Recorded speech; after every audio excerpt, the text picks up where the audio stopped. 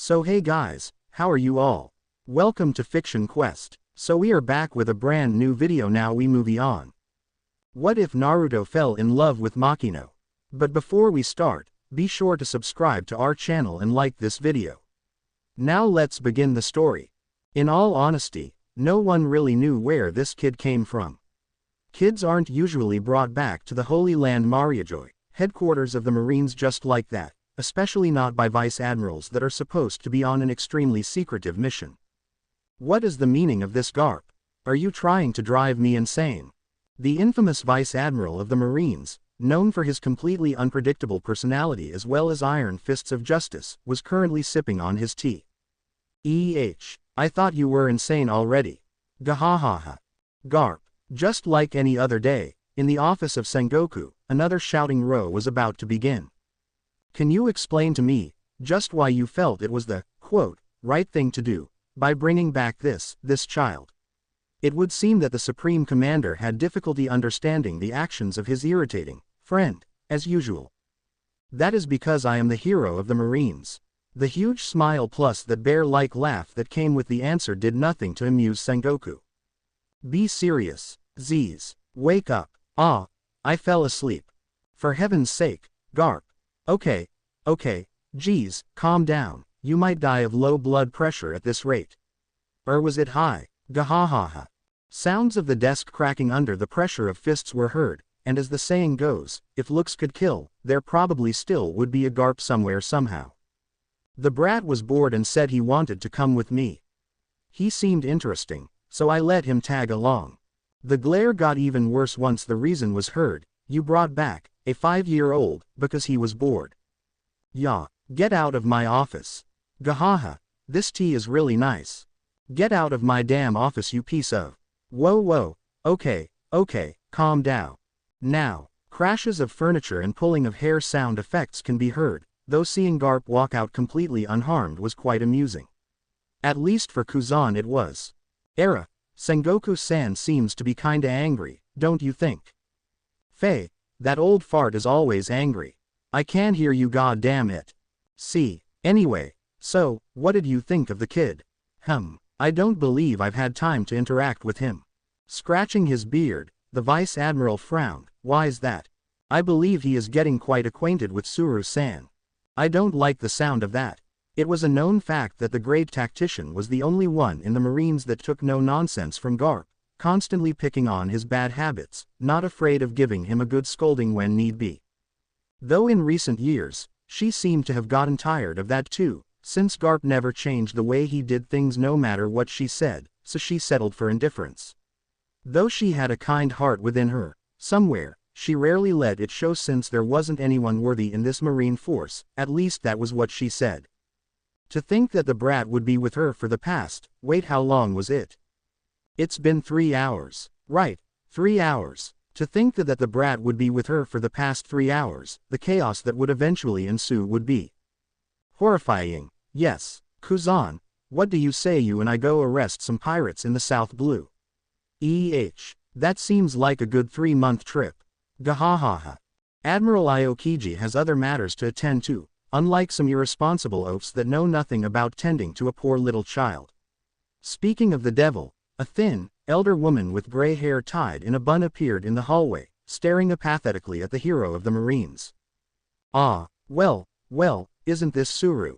It's been a long time. Garp was completely unaware of the vibes of anger that seemed to roll off Tsuru and continued having his wide grin plastered on his face. Adjusting his glasses, Kuzan gave a slight cough. Well, if you excuse me then. A man knew when he needed to retreat. This was why he was a vice admiral. Not even looking at the ice general, Tsuru kept her eyes locked onto the vice admiral, eyes that could have made anyone else feel extremely small. But this was Garp, the most clueless Marine there ever was. Hence the effect was moot. Would you care to explain why you treated him that way? Treated who what way? You know who I'm talking about. That brat made fun of me. He didn't show me the respect I deserve. He braided my beard. Shouting out the first things that came to his head when it came to the brat, Garp felt extremely proud for providing such reasonable excuses for manhandling, treating the little bastard. Brat. He meant brat.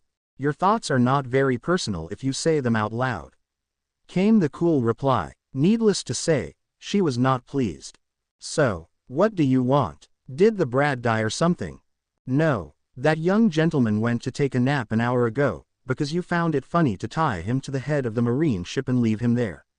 Those black orbs of hers stared at him without a hint of life within them. Well, I fell asleep so. You fell asleep and saw it fit to leave a 5-year-old boy tied to the front of a ship as you crossed the calm belt. But it seemed fun, where it was filled with sea king monsters all over the place. Hey, it's not like he got eaten. Where he was almost eaten alive. I like the way you're raising your voice by like an octave as you go. 'Cause, you know, your voice is pretty deep, so that was like 4 octaves, or was it 5? Monkey D. Garp, I'm warning you. What, is that what the brat told you? I can tell you right now that everything he said was the truth. I'm not lying. And silence ensued, for a few seconds, before Suru rolled up her sleeves, so he was telling the truth him. Gaping slightly, just what did he tell you? You seem awfully mad.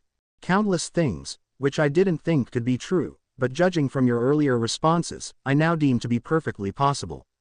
Activating the powers of the Washu Washu no Mi, the elderly woman prepared to clean the idiot standing before her. Now see here, I am a vice admiral too, and I will not be pushed around by a grandma like you. Garp huffed. Then, he fell asleep. Eyebrows twitching, Suru gritted her teeth. You just don't change, do you? Just as she was about to wash the old fool, a flash of light rushed past her, and in her arms, she held the cute little 5-year-old from before, Suru Obaa-chan.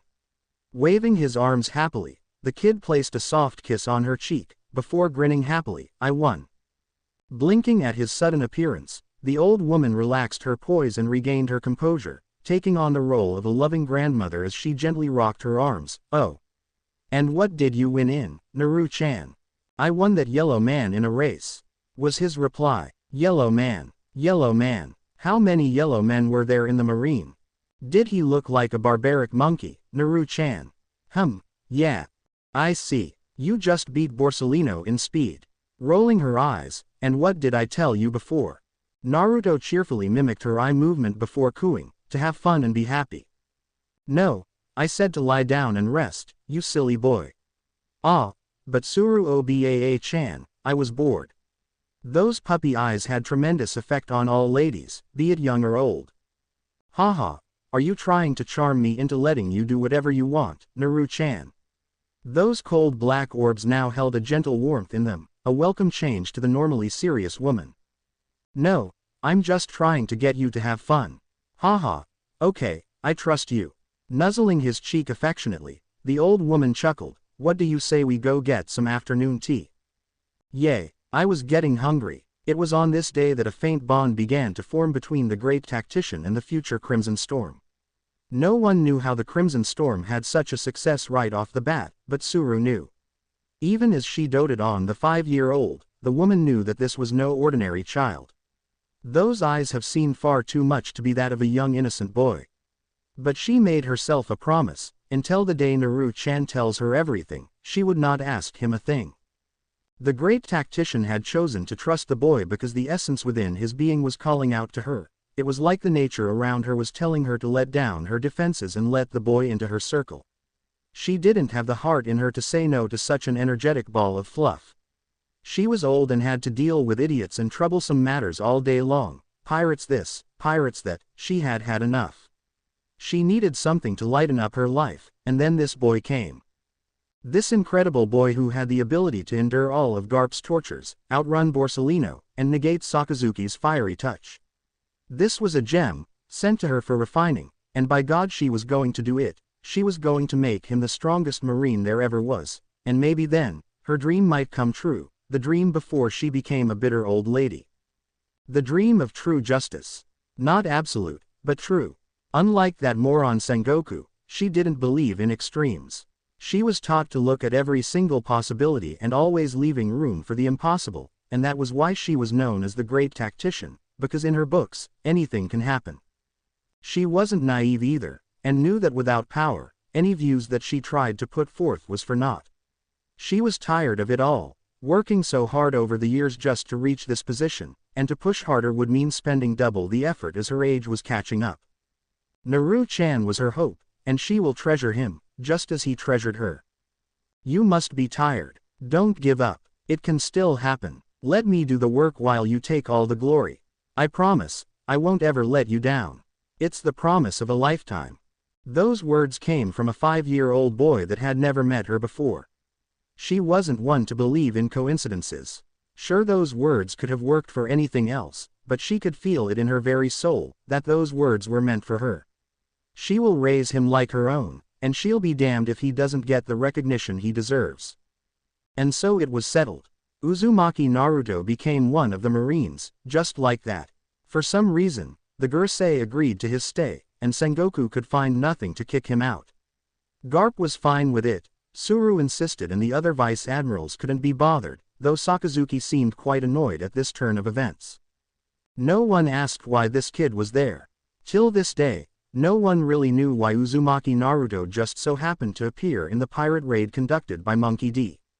Garp. The Gurusei were never informed, nor were the Tenryubito. Everyone simply treated this as another crazy thing the vice admiral started, and no one bothered to pay it too much attention. However, in the years to come, the world will undergo drastic changes, with people's lives changing without them even realizing it. Such is the power of a Sennin, and for Uzumaki Naruto, he shall step on his final journey, aiming to achieve something no one in this world has ever thought would succeed: true peace and justice. It was fun being a 5-year-old again. The pranks you get to do, the fun you get to have, and the awesome motherly, grandmotherly figures that always seem to be around. He had Tsunade. She was all right, somewhat violent, drunk, gamble-prone, but overall a nice person. Looking at the necklace that Ba-chan gave him, he couldn't help but sigh as he thought of her death. Death by old age wasn't that pretty, but at least it was slightly better than getting killed off by some random ninja. Hana was nice. Very, very nice. Loving mother figure. Then he would get hurt and be sent to the medical bay. Now that was scary. Very, very scary. She sort of, morphed into some demonic deity that forced you to listen to her no matter what she said, even if it meant you getting cooped up in a room of white for weeks and weeks on end. She helped him a lot, taught him medical stuff, and while he did help her too by stabilizing the damn Seraiti, he felt that he still owed her something. It was really sad to leave them, but he had stayed in that world long enough. Now, he had Suru Ba-chan. She was so smart. The books she read and the theories she came up with in the books she wrote were just amazing. He would never have been able to think up something like that. Granted, he wouldn't have bothered, but still, it was amazing. For others, it might have felt kinda weird to call someone Ba-chan when you're pretty damn old yourself, mentally wise. Then again, he appeared in this world as a kid, so he had no qualms with giving affectionate nicknames to everyone all over again. Uzumaki Naruto, in the battle against Pain way back in the years, opted to use the power of the Sennin Sage natural energy.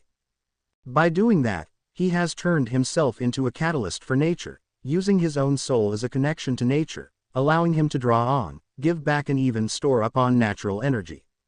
He had won that battle, but the price to pay was pretty heavy. Kyuubi in itself was a force against nature, a pure evil presence that was born to wreak havoc all over the lands. Yet Naruto was its Jinchuriki, and a Sennin at the same time. This provided a paradox, where you eventually had a human being filled with insane amounts of chakra, connected to nature and had full understanding of good and evil. In a way, his soul became immortal, but his body would always die off. It was then that he heard it, the lifestream of the universe calling out to him. Everyone that died had their souls cleansed and replenished as they drifted along the lifestream. The reason Sennin had longer lifespans than normal people was because they could use the natural energy from the lifestream to cleanse themselves of emotions. 12 rules around emotions dictate the lives of the Sennin. Shao si ideographic comma u ideographic comma nyen ideographic comma shi ideographic comma shao. Cho ideographic comma yan ideographic comma la ideographic comma shi, nu ideographic comma how ideographic comma e.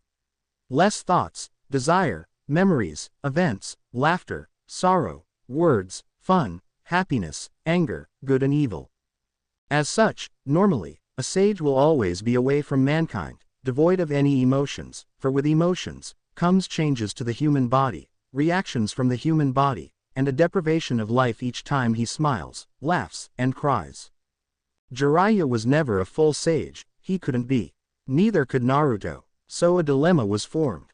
His soul would live on for far longer, but his body would die off because for one, he can never stop laughing, crying, being sad, happy and all that stuff. It was impossible for this bright ball of sunshine. And so when he eventually died, his soul was still there. Following the life stream, his soul was kept intact and he ended up in Seraiti, the place that governed the souls.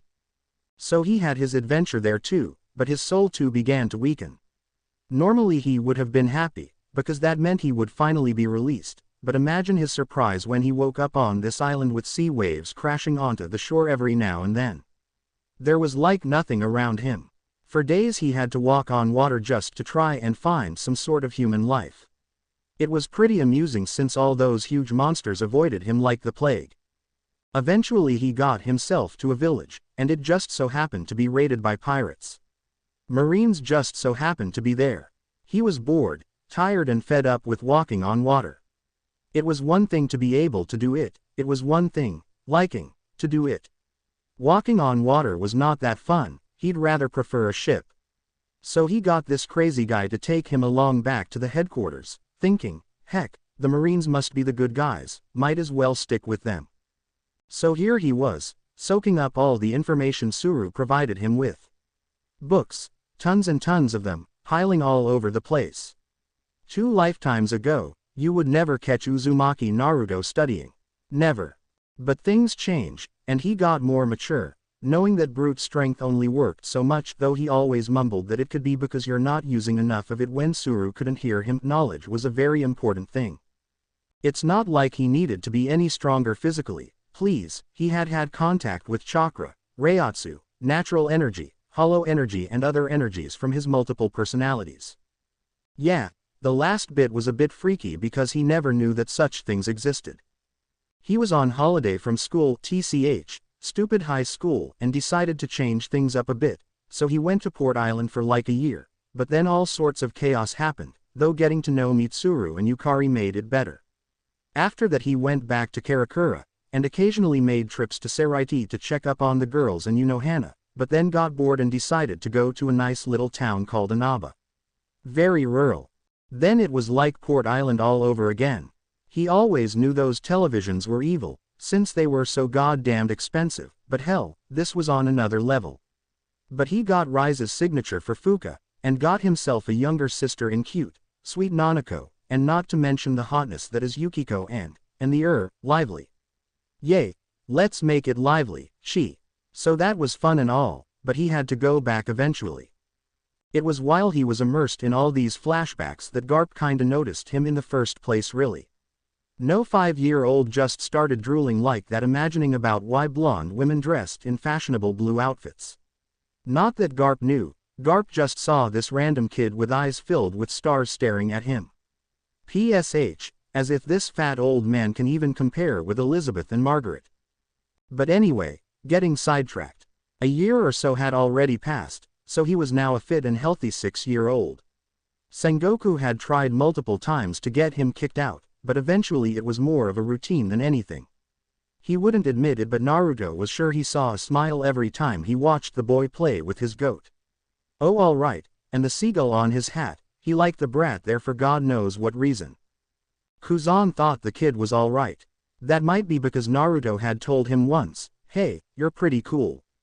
Both ways. They're both pretty lazy and rarely get anything done unless supervised, so they got along nicely. It helped that Kuzan was kind of in charge of training Naruto since Suru got Sengoku to order him too, but Naruto was just so easy to teach. This is called Soru, shave. You just stomp the ground lots and you move fast. You do it. Okay, Naruto does it, sweet as, now let's move on.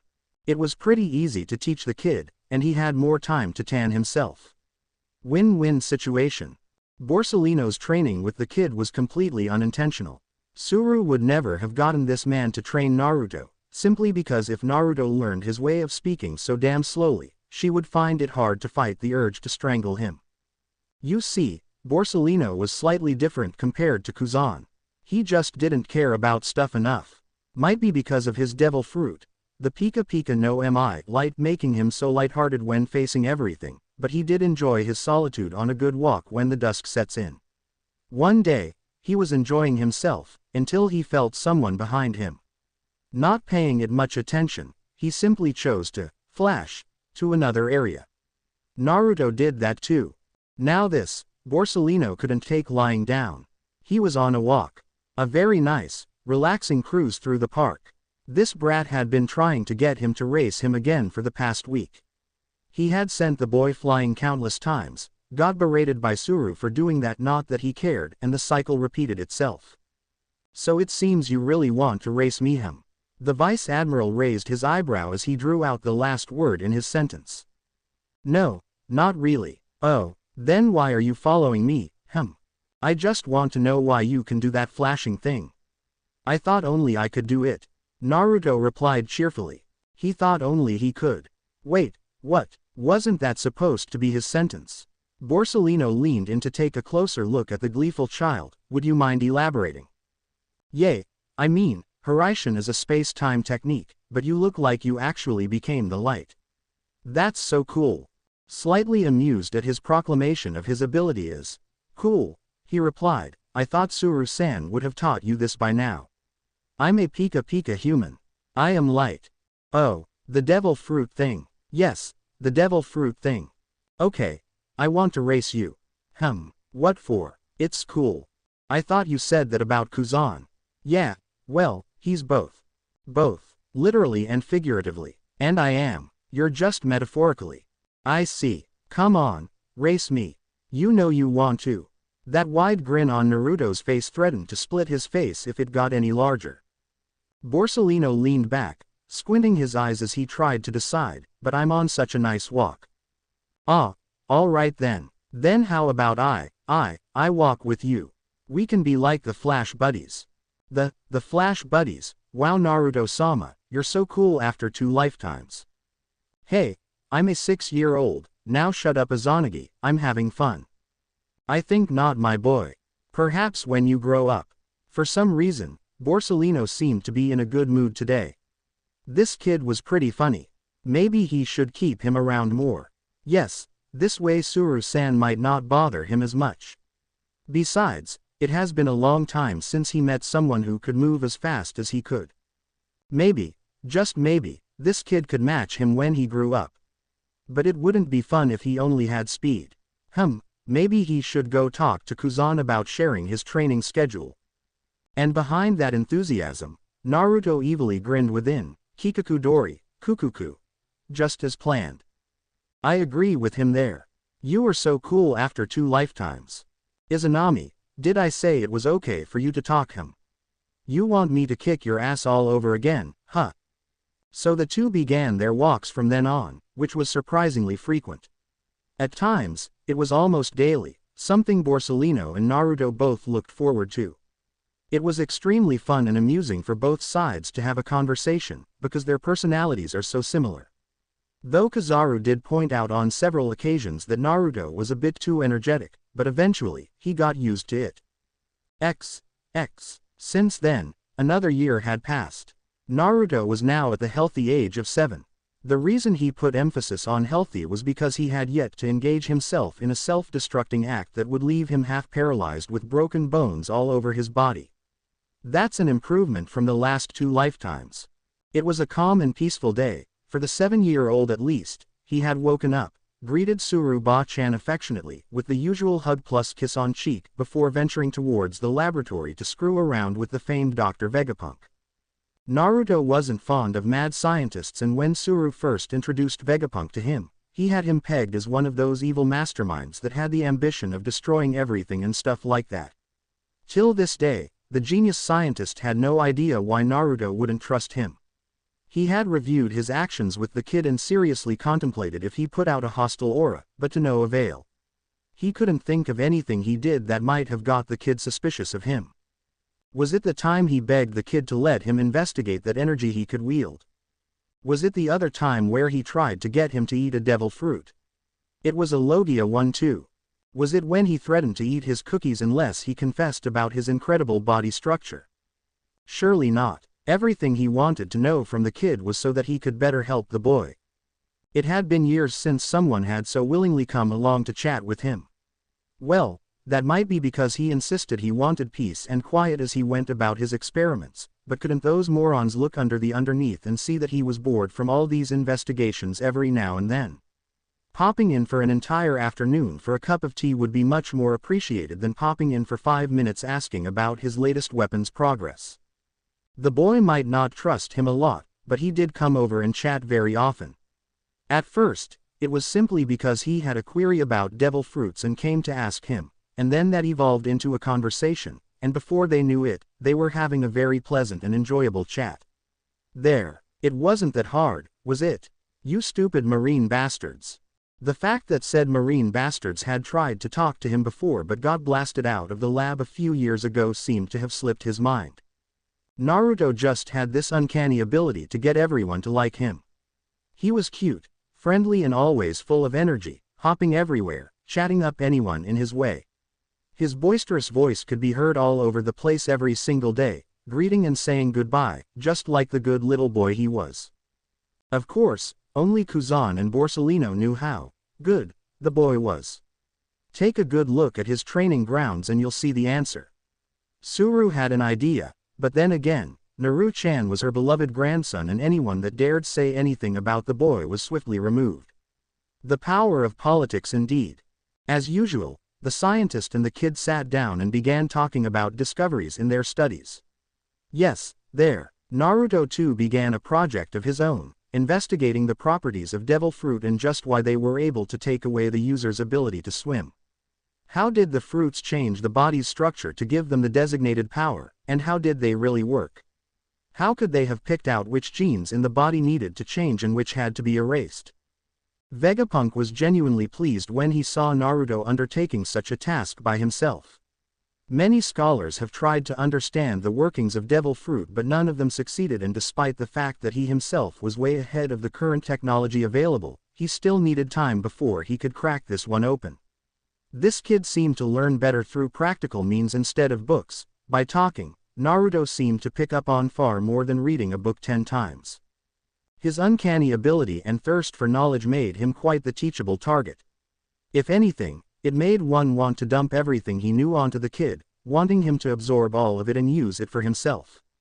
The scientist had been skeptical as to why the great tactician would take such a boy with no history whatsoever under her wing, but once he knew, he couldn't help but feel the same way.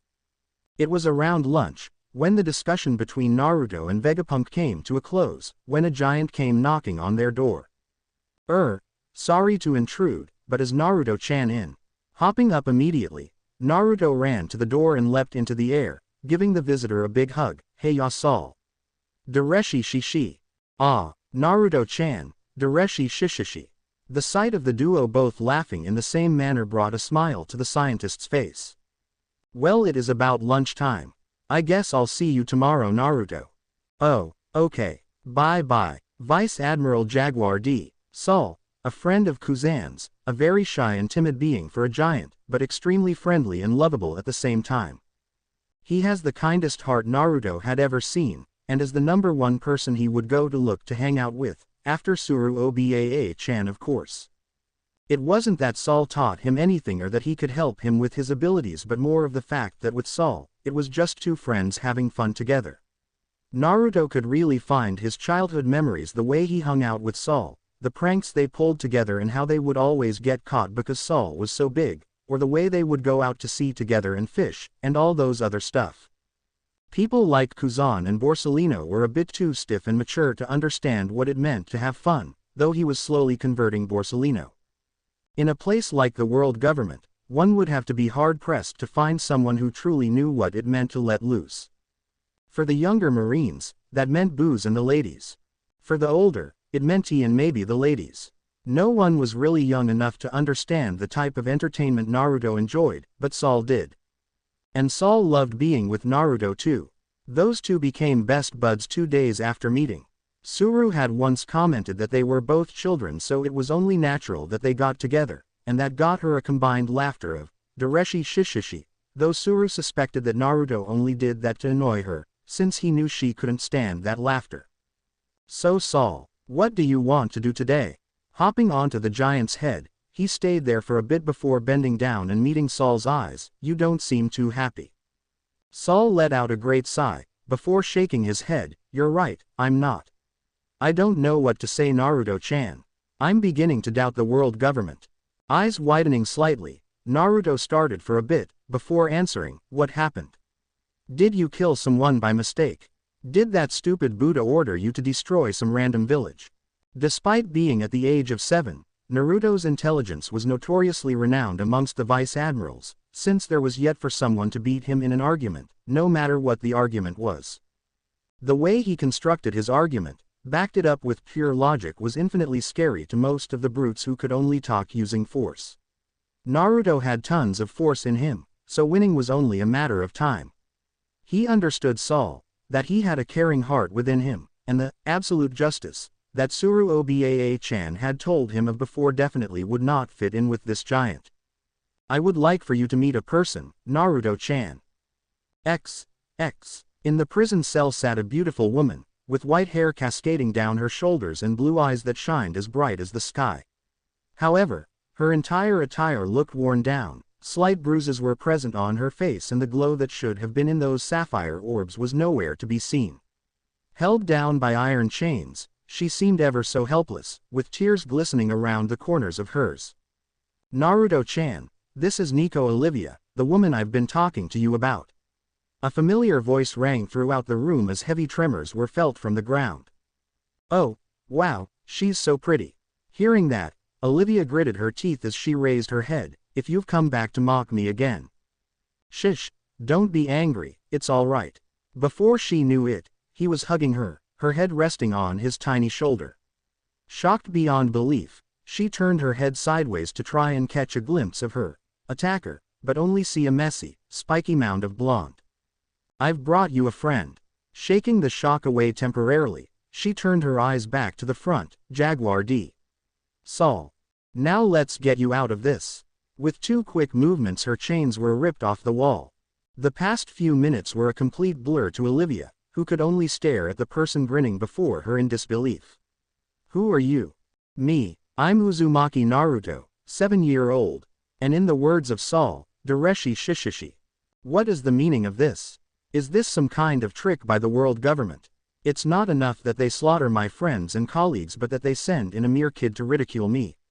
Hot tears of anger welled up in her eyes as she took a step back from the blonde. Haven't I suffered enough? Who cares about the weapon? You barbaric Marines. All I wanted to do was to find true history. All I wanted to do was to know. Is having knowledge such a bad thing? All my life, I've given it my all, wanting to learn the truth behind the void century. Against the protests of my friends, I set out sail in search of the Rio poneglyphs. I took up the role of a selfish mother, leaving Robin all by herself on Ohara, not wanting her to be a part of this because I knew the consequences. I knew you big-headed bigots with your absolute justice would never let it go. But I had to know the truth. I just want to see my daughter. She couldn't take it anymore. Her legs gave way as she fell to the floor, sobbing uncontrollably. She had known all of this would take place, but even then, she found it unfair. Why must there be so many enemies standing in the way of her dream? Saul made a comforting gesture before he was stopped by Naruto. Could you leave us here for a few minutes? The giant opened his mouth, before closing it silently. After a brisk nod, he trudged back out, only to stop when Naruto's voice sounded. Will you be staying as a Marine after this? The giant bowed his head for a full minute, his mind working furiously as Olivia's sobs reverberated in the room. No.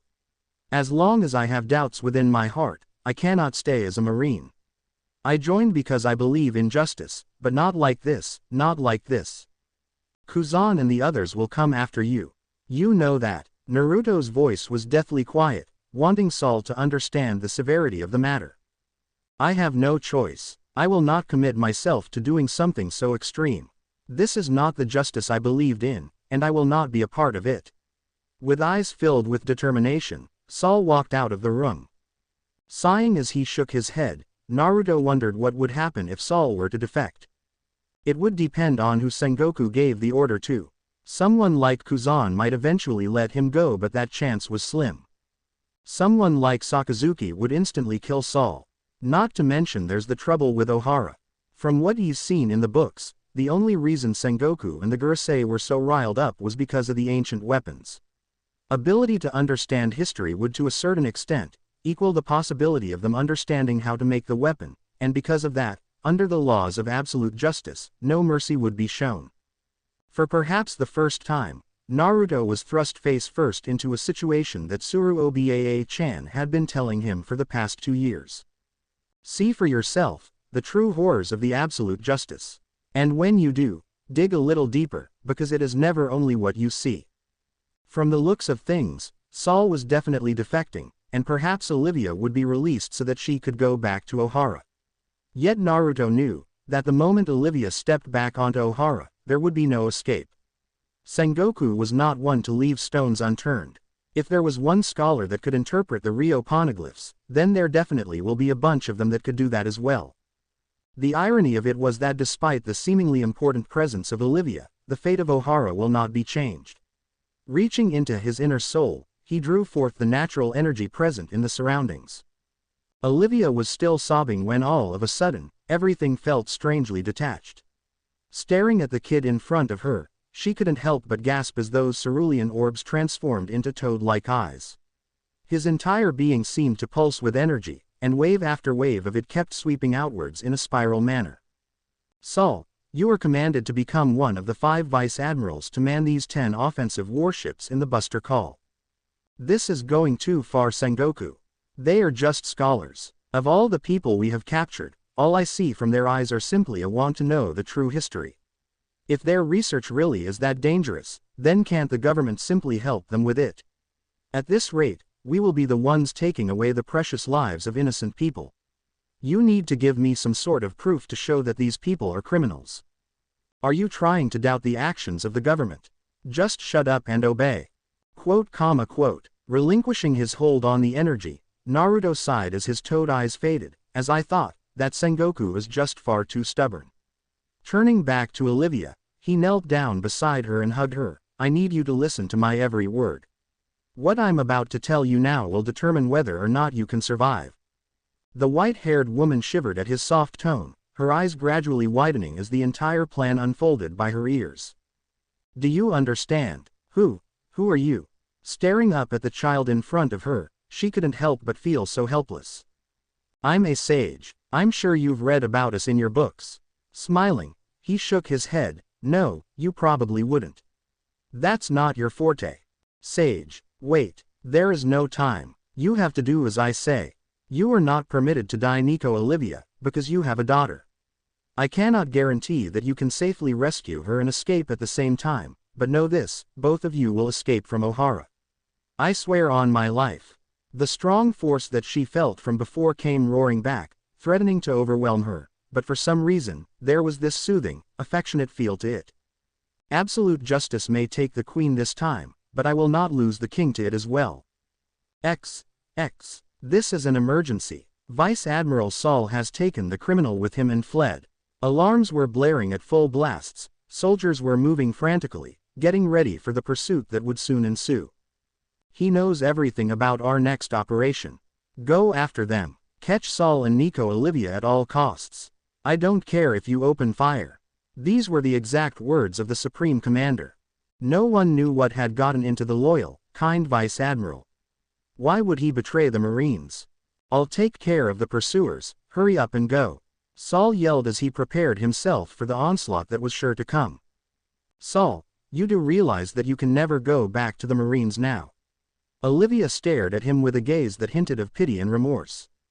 It doesn't matter. As long as I have this doubtful feeling in my chest, I cannot go back. Besides, Naruto-chan was the only one who truly understood me anyway. They may be protectors of the law, but this mission is too harsh. I'm only doing this to abide by my own justice. Hurry, if you don't the other vice admirals will get you. You still need to go see your daughter, don't you? I won't thank you for this. Dereshishishi, I pray for your good fortune. Best of luck. As the 2 ships sailed off, it signaled the start of the siege of Ohara. Years later, it would still be remembered as one of the cruelest acts carried out by the so-called absolute justice weapon, Buster Call. Amidst all the chaos, Naruto quietly appeared in Vegapunk's laboratory. "I need a favor." X. Blast. Arg. Sol. Young Robin cried as a cannonball struck the Vice Admiral right in the face. A yell of, "I'm sorry," was heard before it was shut down by a heavy berating. "Don't apologize. He has associated himself with the demons. He is a traitor. We have orders to take him down and we will do it," yelled the Marine officer. "I'm okay. Sorry about that, Robin, that must have scared you." Cough cough. Pushing aside the smoke, Sol gently placed Robin on the ground beside him. "Here, it won't take a second." Sol, firing from the shore with such dangerous weapons. What would they have done if those hurt Robin? RRGH. With immense strength, amongst the scared screams of the Marine soldiers, Sol easily lifted up the warship and sent it crashing onto the shore, effectively neutralizing it. "Sol, it's enough, stop it," cried Robin. "Hurry up and escape, Robin. Do not forget your mother's wish," Sol yelled as the Marines started firing gunshots at him. History is the people's greatest treasure. It'll certainly eliminate the future you're about to live. However, you have to teach the next generation the history you have inherited from the past, otherwise it would have disappeared. Ohara didn't want to reveal the history, we only wanted to hear the voices from the past and protect them. Our research ends here, but even if the entire Ohara is crushed, we cannot and will not give up on the future you will be living in. But I don't get it. I only want my mother to be with me. You will understand it someday, my child. Now, Sol, go. You sure this all right? Yeah, no, I want to stay here too. Mom. I'm so glad to hear you call me that, thank you, Sniff. From now on, you have to take my share. And live, Robin, destroy the evacuation ship. That girl is an archaeologist. She is dangerous. God damn it, the CP9 and their big mouths. I'll show you. Sol, be careful, ice block. Partisan. A deep voice rang out in the region as an ice spear flew at the rampaging giant. Gwarg, Sol, Ararara, this won't do at all. If the Buster Call was somehow stopped by a former Marine, wouldn't we look quite ridiculous? Vice Admiral Kuzan spoke quietly, his eyes hidden behind those black glasses. Kuzan, slowly getting to his feet, the giant took in a deep breath as he tried to get a hold of his bearings. Do you take pride in this bombardment? Get back to your senses. This is nothing but a farce. You should have realized it by now. All of this nothing but an example. Just for something so stupid, they are going to take down Ohara. They are going to sacrifice it. If that is for the future of the world, then it can't be helped. Besides, the scholars have indeed broken the law. This thing, justice, it changes depending on where you stand. That is why I will not blame your justice. His eyebrows slowly tensing into a frown, he continued, but if you're going to stand in our way, I cannot just ignore it. Kaboom! As they spoke, cannon fire from Sakazuki's ship has destroyed the evacuation ship. Losing the feeling in her legs, Robin fell to the ground, shocked by what just happened. There were no other words to describe it. While she didn't necessarily like those people, they were innocent. How could they just? This is the justice you were talking about. Can you still be filled with that damn pride after doing something like this? Completely blinded by anger, Sol lashed out with his huge fist, attempting to strike down Kuzan. I didn't intend to overdo things like that, idiot. Easily evading the strike, Kuzan himself had to hold in his anger. This was not what he intended to do at all. Run, Robin, he's simply too strong for either of us. Ice time. Capsule, ooh-ah. Icicles appeared from the ground and caught one of Sol's legs as he tried to escape. Sol, are you all right? Robin helplessly asked as she looked up at the battered and worn-down giant. Robin, you have to run away. Run as fast as you can. If you stay on this island, your life will be forfeited. Set out on the sea with my raft. But what about you, Sol? Ha, this is the end for me. I've been caught. Now go. I don't want to. There's nobody for me at sea. I'll be all alone again. Tears were starting to fall from those lovely eyes. You listen well, Robin. You might be alone for now, But someday, you will definitely find your nakama, zhangjian, comrades, friends etc. Nakama. That's right. The sea is vast. Someday without a doubt, there will definitely be nakama who will be willing to protect you. Do not forget that story I told you, that little boy. No one is born into this world to be alone. Believe in yourself and believe in others. Saul, hurry, run. When things get rough, just do like I told you, laugh like this. Saul, look out, ice time. Dereshishishishishishi. Saul, X. Is this the end chosen by mankind? Clover sighed as tears silently fell from his cheek. The scholars had already deposited all the books in the library underwater, wanting for the knowledge to be passed on to the future, but it seemed that all was for naught. The tree of knowledge was burning and could collapse any second. Olivia clenched her fists in sorrow as she stared at the raging flames. I'm so sorry, Robin. Fuinjutsu. Dai engine. Sealing technique. Great fire force field. Eyes widening, Olivia's head quickly rose to search for the origin of that voice. Look, the flames. One of the scholars pointed as the red fire soared high into the sky, before slowly revolving around the tree of knowledge. What's going on? How is this happening? But Olivia knew, she had felt this force before. This was the exact same feeling she had back in the prison. Sigh, I made a promise. Why are you making me break the promise? Amidst the shadows of the library, a flash of light filled the room for an instant before it died down. Nico. Olivia, do you really want to die that much? Uzumaki. What was supposed to come out as a shout came out but a whisper. It's a hideous plan I know, but that's the only way they are going to live. You know that. Look around you. Do you really intend to let all that knowledge of the past be forgotten, just like this? Naruto shook his head as he looked around. Kage Bunshin no Jutsu. Shadow clone technique. In an instant, multiple copies of himself appeared, and in each of their hands rested a pill. I can't do it. That would be worse than killing them all off. Olivia gritted her teeth. Once a scholar of Ohara, always a scholar of Ohara. Naruto stayed silent for a bit, before nodding. I see. But I still can't let you die. I will not let a mother die if I can help it. I made that promise to someone a long time ago. What is he talking about? Hey, what are you doing? Olivia, what is this?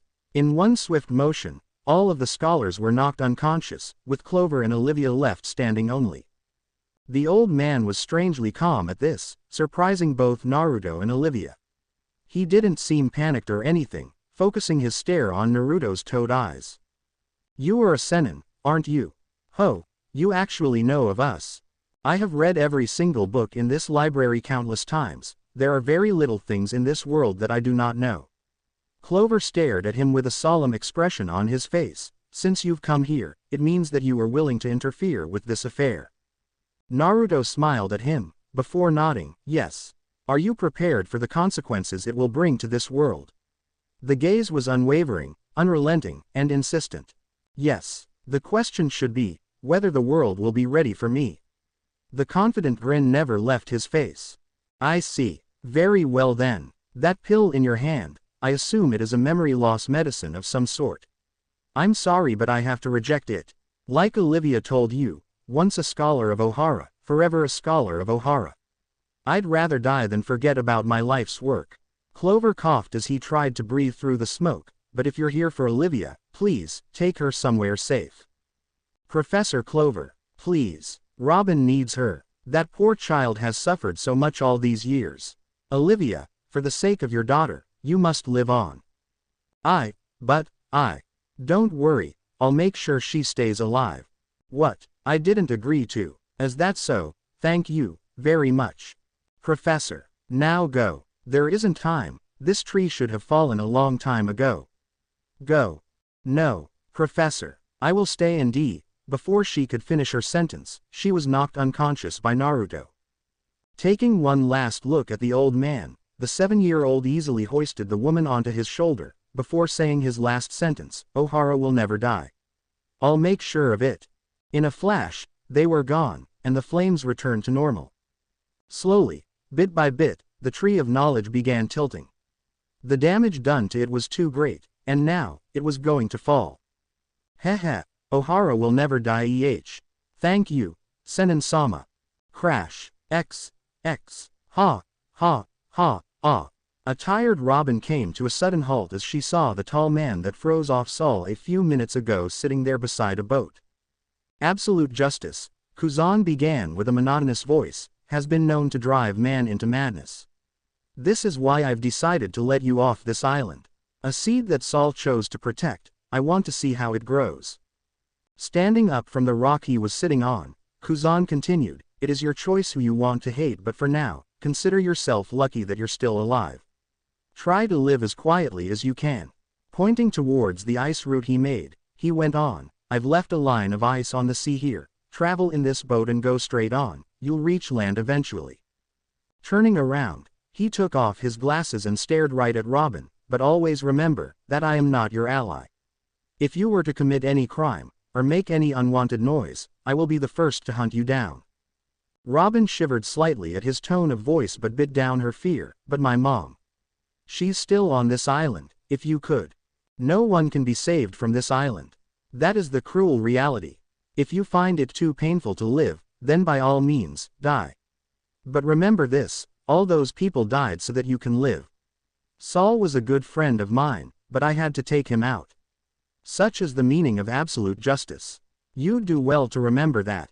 With those as his parting words, Kuzan slowly disappeared back into the sea of flames that used to be the island of Ohara. Robin could only stare at his back as memories flashed past her eyes. This is the world's greatest library.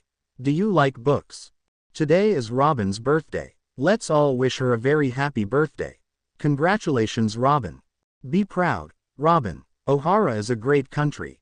We cannot give up on the future that you will be living on in. Just laugh. When you're having a hard time, simply laugh like I taught you.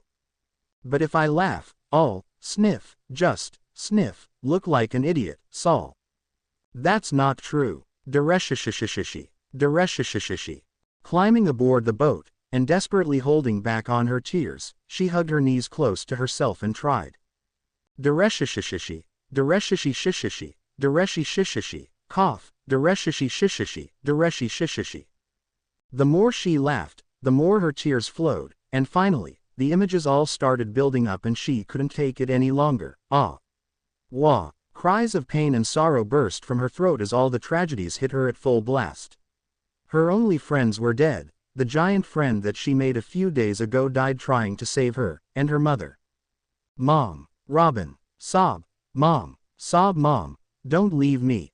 Agony and misery threatened to suffocate her, the anguish at losing all of her precious people just like that. Her life was never good, but there were still some bright bits to it. There were still times of laughter and happiness, and yet all of this was now destroyed, all gone up in flames. Ah, that's right, let it all out. Huh. Spinning around, she came face to face with a blonde-haired kid, smiling sadly at her. It's okay. Placing a hand on her head, he gently ruffled her hair. Who are you? Her trembling figure seemed so small as he gathered her into his arms.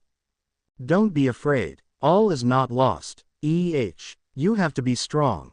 Remember what your mother told you. From now on, you have to take my share, and live, Robin. Mom, sniff. Don't be sad, she is safe for now. Huh, what did you? That's right, so remember, when times are tough, don't forget to laugh. Okay, his smile seemed ever so gentle. Her panicked mentality along with her shivering body slowly calmed down. Is she alive? That is hard to say. Nico Olivia no longer exists on this world. For now. What? But you said. Do you trust me? Those cerulean orbs stared right into Teal's eyes. Do you? No one is born on this world to be completely alone. Believe in yourself, Robin, and believe in others. Taking in a shuddering breath, the 8-year-old replied quietly, I do.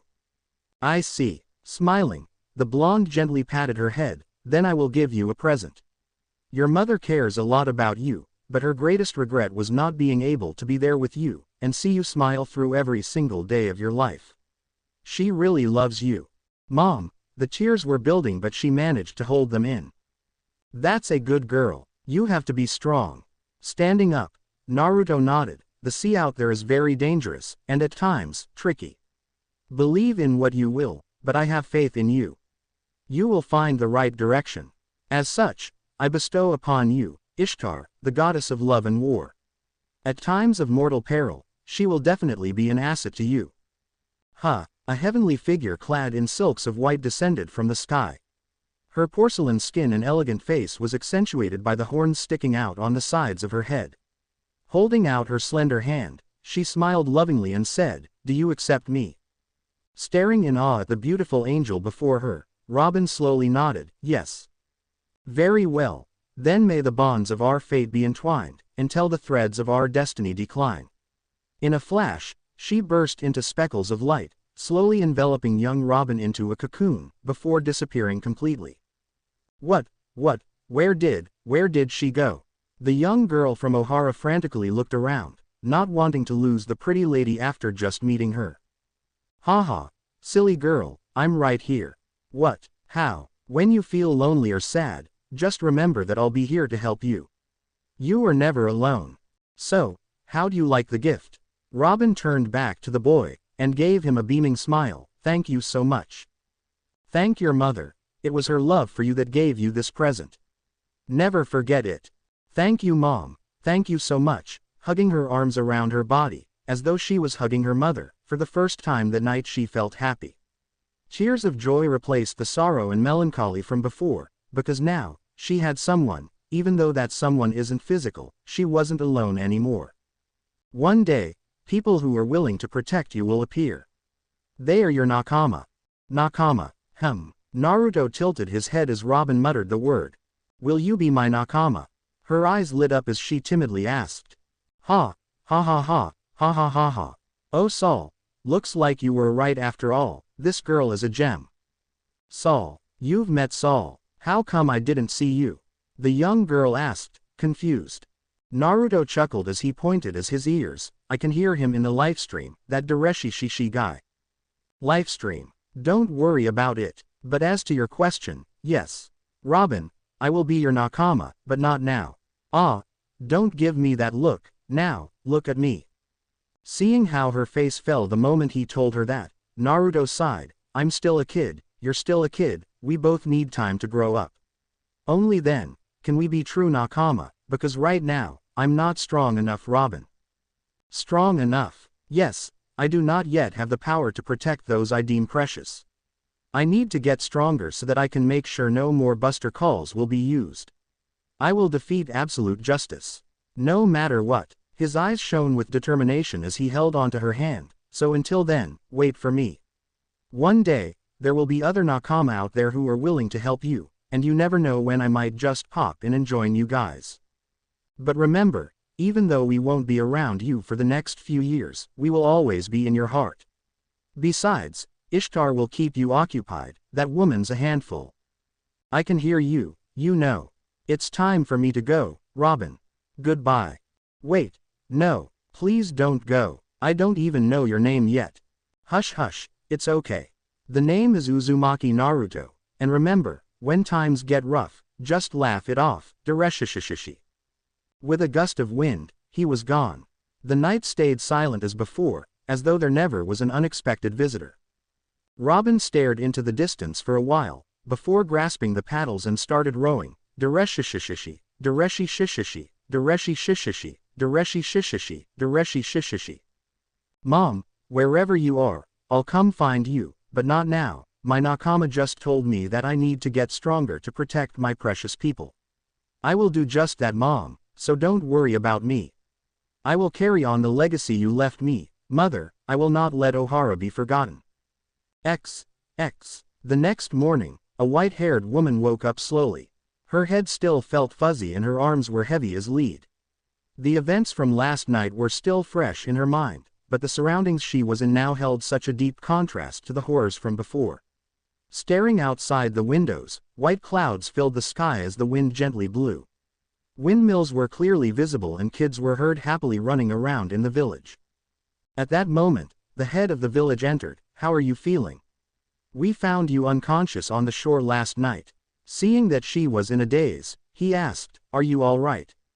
Staring into the mirror on the wall, she chuckled bitterly, before nodding. Yes, I'm all right."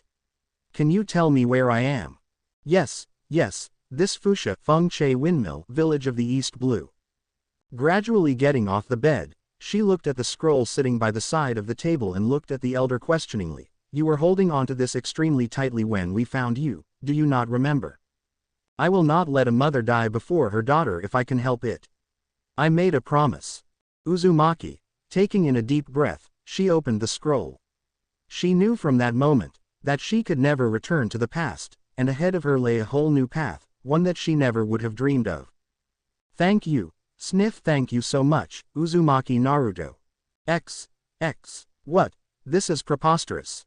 Are you insinuating that I stole the information about the ancient weapons? Spandine, commander of the CP9 yelled in rage. I'm sorry, sir, but orders are orders. Let's go. This must be some kind of mistake. Ohara went down in flames. How could these pieces of paper point to me as a culprit? I have my orders, sir. The rest can be decided by the Supreme Court of Justice. Wait, this can't be right. I'm innocent. I'm not even a scholar. Hey. A few days after the incident of Ohara, commander of Cipher Pol 9 was arrested under the charges of withholding important information from the world government and was sentenced to lifelong prison. The division of Cipher Pol 9 was sealed off, and all members were divided and dispersed to other divisions. Naru-chan, what am I going to do with you? Suru sighed for the umpteenth time that day ever since news of the Mariajoy attack by Fisher Tiger was released.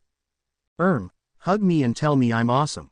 Naruto grinned cheekily, ignoring the whack on the back of his head he got with his reply. I'm disappointed in you, dear. After all I've taught you. All those theories, strategies, planning, none of them helped. You had to do this. Her frown was more pronounced than ever as she slapped her hand on the poster before her. It was fun. Come on, Tsuruba. Surely you get the joke. I don't think there's anyone who doesn't get the joke when you've written it out so obviously on the back of this cape. The poster held a bounty for a man dressed in what appeared to be a Superman cape, only instead of the cape being red, it said, I am Makino. I suck balls. The mask resembled that of fiery flames, with the words, fire me, stuck to his scalp. The front of the shirt had a very clear photo of Sakazuki plus a big fat cross on it. Yes, everyone should get the joke. The funny thing was, judging from the photo, it did look like Sakazuki to a certain extent. But of course, given the outfit, no one would point the arrow at the admiral, but it still became a hot topic for discussion aka mocking, amongst the Marines, especially the higher-ups.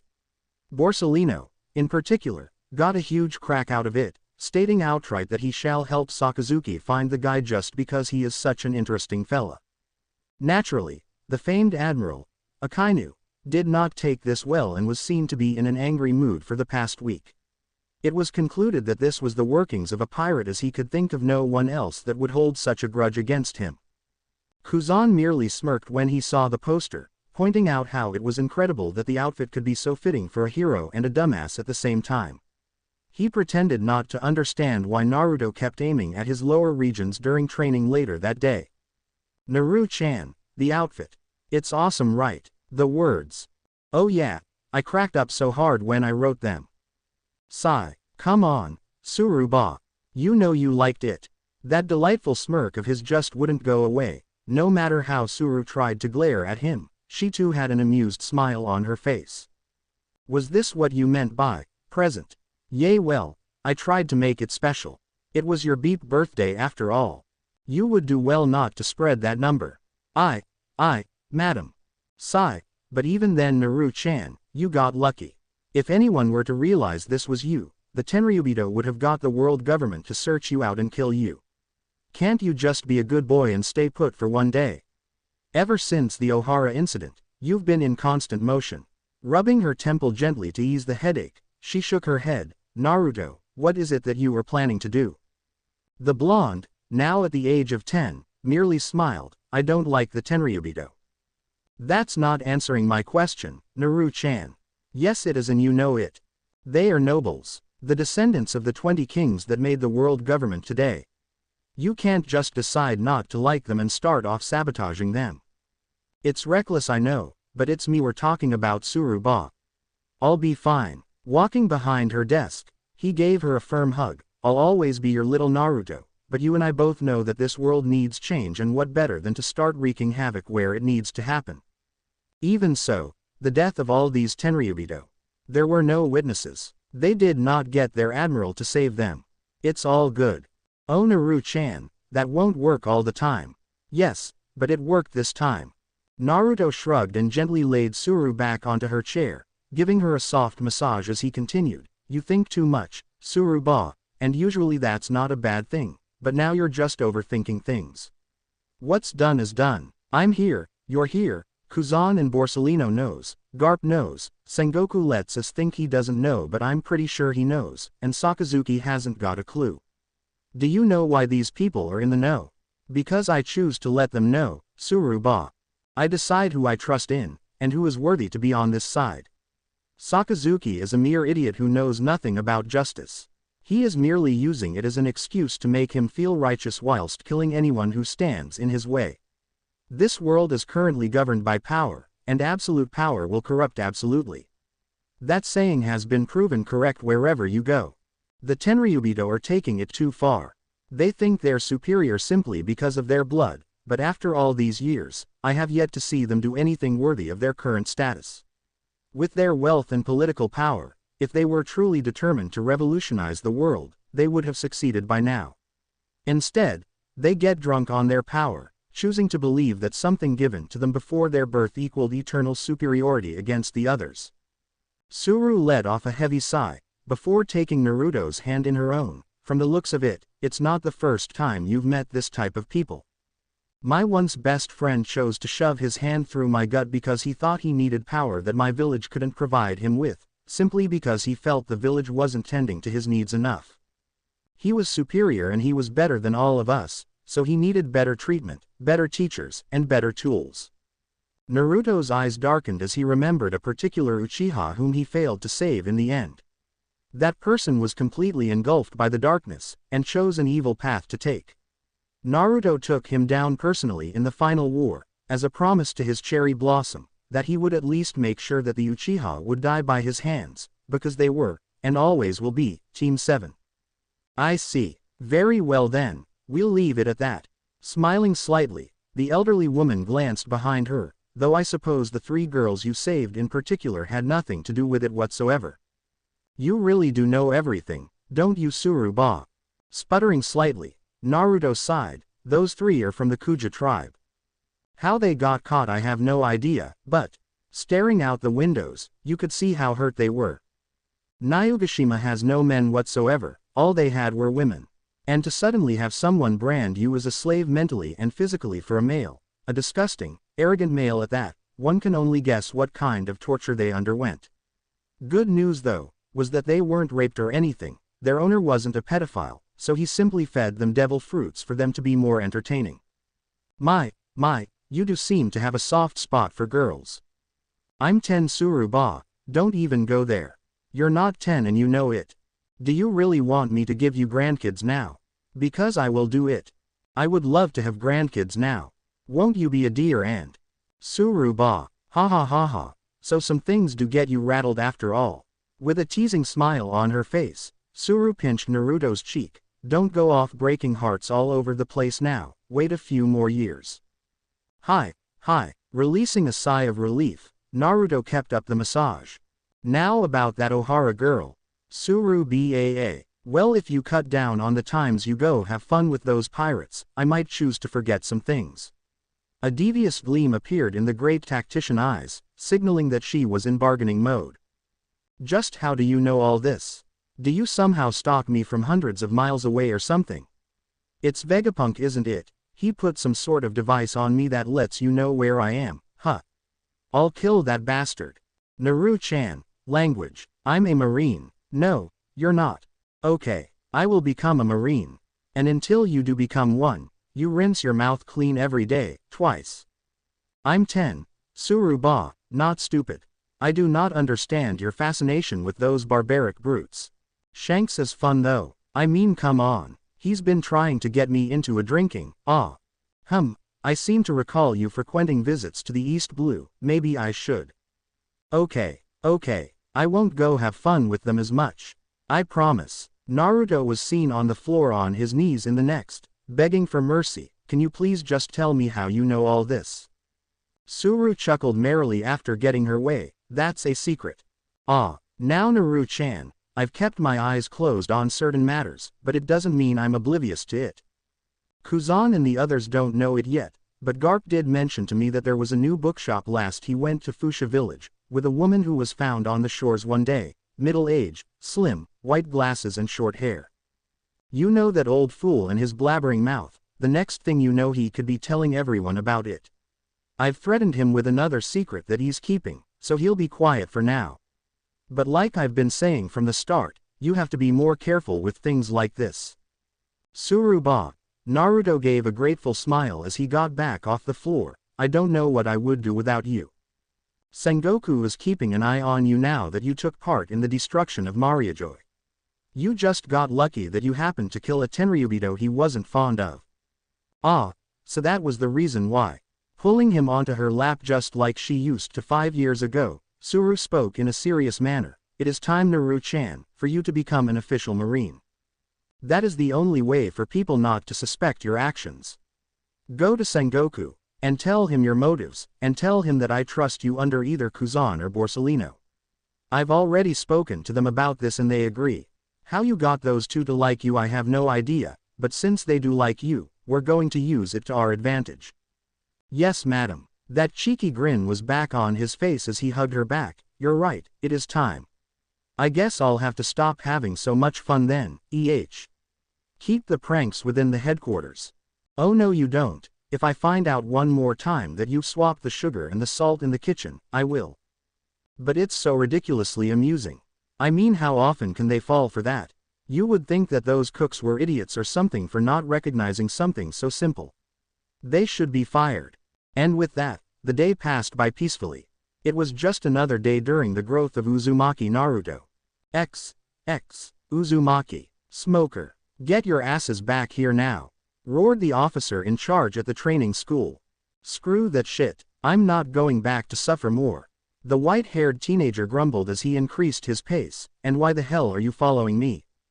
Me. I got bored of the lessons and thought I should run too.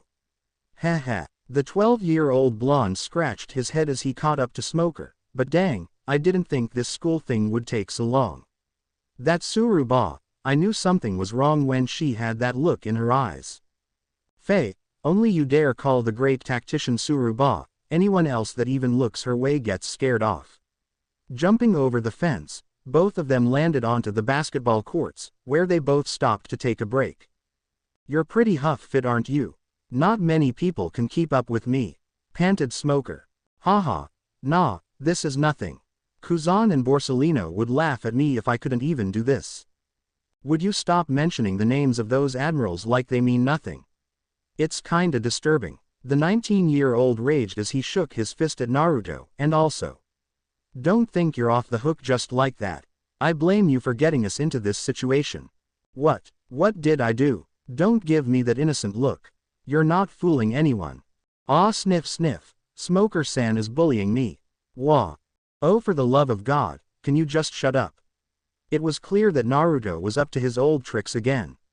In a way, this was his revenge. Since he couldn't and of course wouldn't enact harmful acts on his precious Suruba, he could find ways to annoy other people, namely, the person in front of him who was in the same class as him. This dude was a serious troublemaker, always so angry. Look at that red face of his and those smoke coming out of his ears. Why, one might even think he was going to kill the 12-year-old. I'm gonna kill you, you dipshit. Hey, that's mean and vulgar. I'm just a good little boy, what are you on about? Whiteout. A huge strand of smoke just exploded from the white-haired teen's body, charging straight at Naruto, only for it to miss completely as Naruto evaded with a simple Soru. Man, you just never give up, do you? Stop using the Rokushiki and fight me like a real man. Then I'll take you down and smack your face all over this court. Just because I told the teacher you were the one who put that fake love letter in his drawer. I knew it, and maybe screwed up your hair gel. That was you, but seriously, those were nothing compared to what I'm going to do to you now. What? Wah, Hina-ne-chan, Smoker-san is being so mean to me. He's trying to kill me. Sobbing crocodile tears, he leapt past a dumbfounded Smoker into the arms of a 17-year-old Hina. When did you? How did you? What are you? Needless to say, Smoker wasn't pleased with Hina's sudden appearance. Smoker-kun, why do you keep bullying Naruto-chan? Look at him. You're being lied to. Look at that devious smile of his. He's making stupid faces at me while you glare. Look. Hina didn't take you to be that type of person, Smoker-kun. Hina is disappointed. Very disappointed. Oh hell, not this shit again. Slapping a hand on his face, the white-haired teen began tuning out the lecture that was soon to come. You swear too much, Smoker-kun. If Belmere-san was to hear you, you would definitely be killed by now. Hina is worried for you, very worried. The fact that her eyes held no such worry made it all the more amusing. This was the bit that Naruto enjoyed the most, Hina berating Smoker. The former was only 17 years old but one of best students in the academy. She had respectable skill, a Paramesha devil fruit power in Ori Ori no Mi, and was one of the most beautiful girls there were. It was only natural that she became a popular person. This popular person, however, had an extreme interest in Smoker and Naruto. Everyone knew who these two were since they were notorious troublemakers, but Naruto was further known to be sent into the academy under the orders of Vice Admiral Suru. Now that was saying something. A 10-year-old being sent into an academy that usually took no one below the age of 15 and instantly entered a class normally reserved for advanced students aged 17 to 20 meant that the boy had lots of enemies the moment he entered the class. Needless to say, there were always these people with egos that couldn't stand to lose to a mere kid, and he was challenged multiple times, but they were all easily dispatched.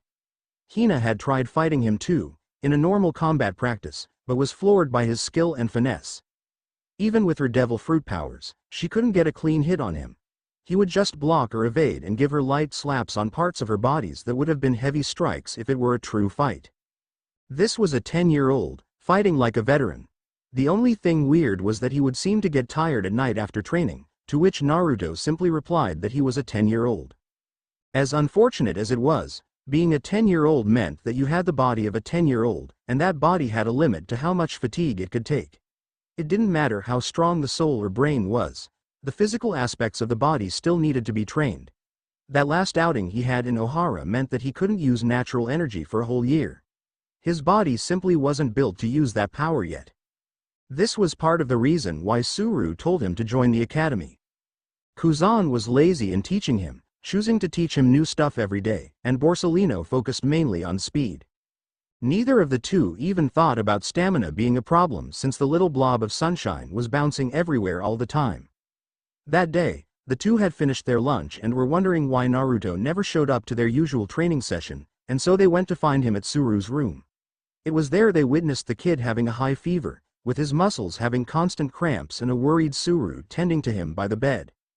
That was when they realized that this kid was really just that, a kid. No matter how strong, how much potential he showed, he was still just a kid. Ever since then, they slowed down on the training, and after time, Suru realized that it wasn't helping Naruto at all. The boy needed to physically get his body up to shape, because mentally wise, he was there a long time ago. All he needed was a few years of rugged practice before he could reach his peak. Naruto himself estimated that around the late 20s, he should be back to his original form. What impressed Hina the most, and Smoker, though he would only begrudgingly admit it, was the hard work Naruto would put in every single day. The ways he trained after everyone went to bed was phenomenal and sometimes completely unheard of. The intensity of his training definitely showed off as he had a well-defined body, standing at a tall 5 feet 4 inches, 1.62 meters. At the age of 12, he was almost as tall as Hina, who was 5 years his senior, and Hina was considered to be a tall girl. His skills in the Rokushiki was rumored to be the best in the academy, though Hina knew that to be true. She had asked repeatedly how he managed to do it, and the simple answer she got was, hard work. It wasn't as if Naruto was going to tell her that the so-called Soru was like running to him. After Hiraishin and Shunpo, PFT, stomping the ground 10 times just to get a speed boost was nothing. Tekai, Iron Body, was even funnier. Ooh, I make my body hard like iron. He practiced that Harijizo technique of Jiraiya for ages just to get his hair to be that hard, and that was way more difficult than Tekai. Geppo, Moonstep, was a nice learn, but again Shunpo practice covered it. Kami-e, Paper Dodge, was just plain ridiculous. Dodging? For an ex-ninja? Seriously?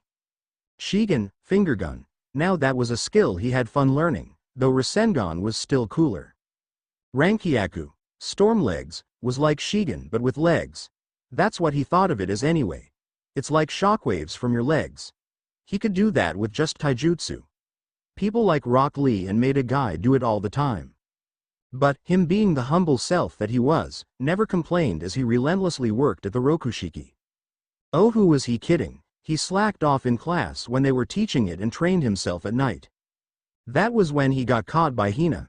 The kind senpai had wanted to find out what it was that made this young kid be so lazy during class.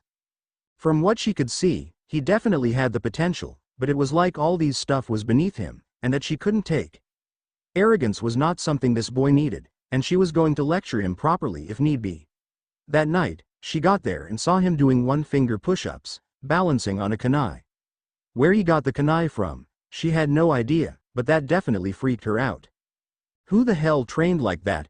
Naruto did, and from then on, Hina never questioned Naruto's lack of attentiveness in class again. Oh, you brats over there, what are you doing escaping from class again, huh? And you even dragged poor Hina into this. Are you kidding me? Get your asses over here, now.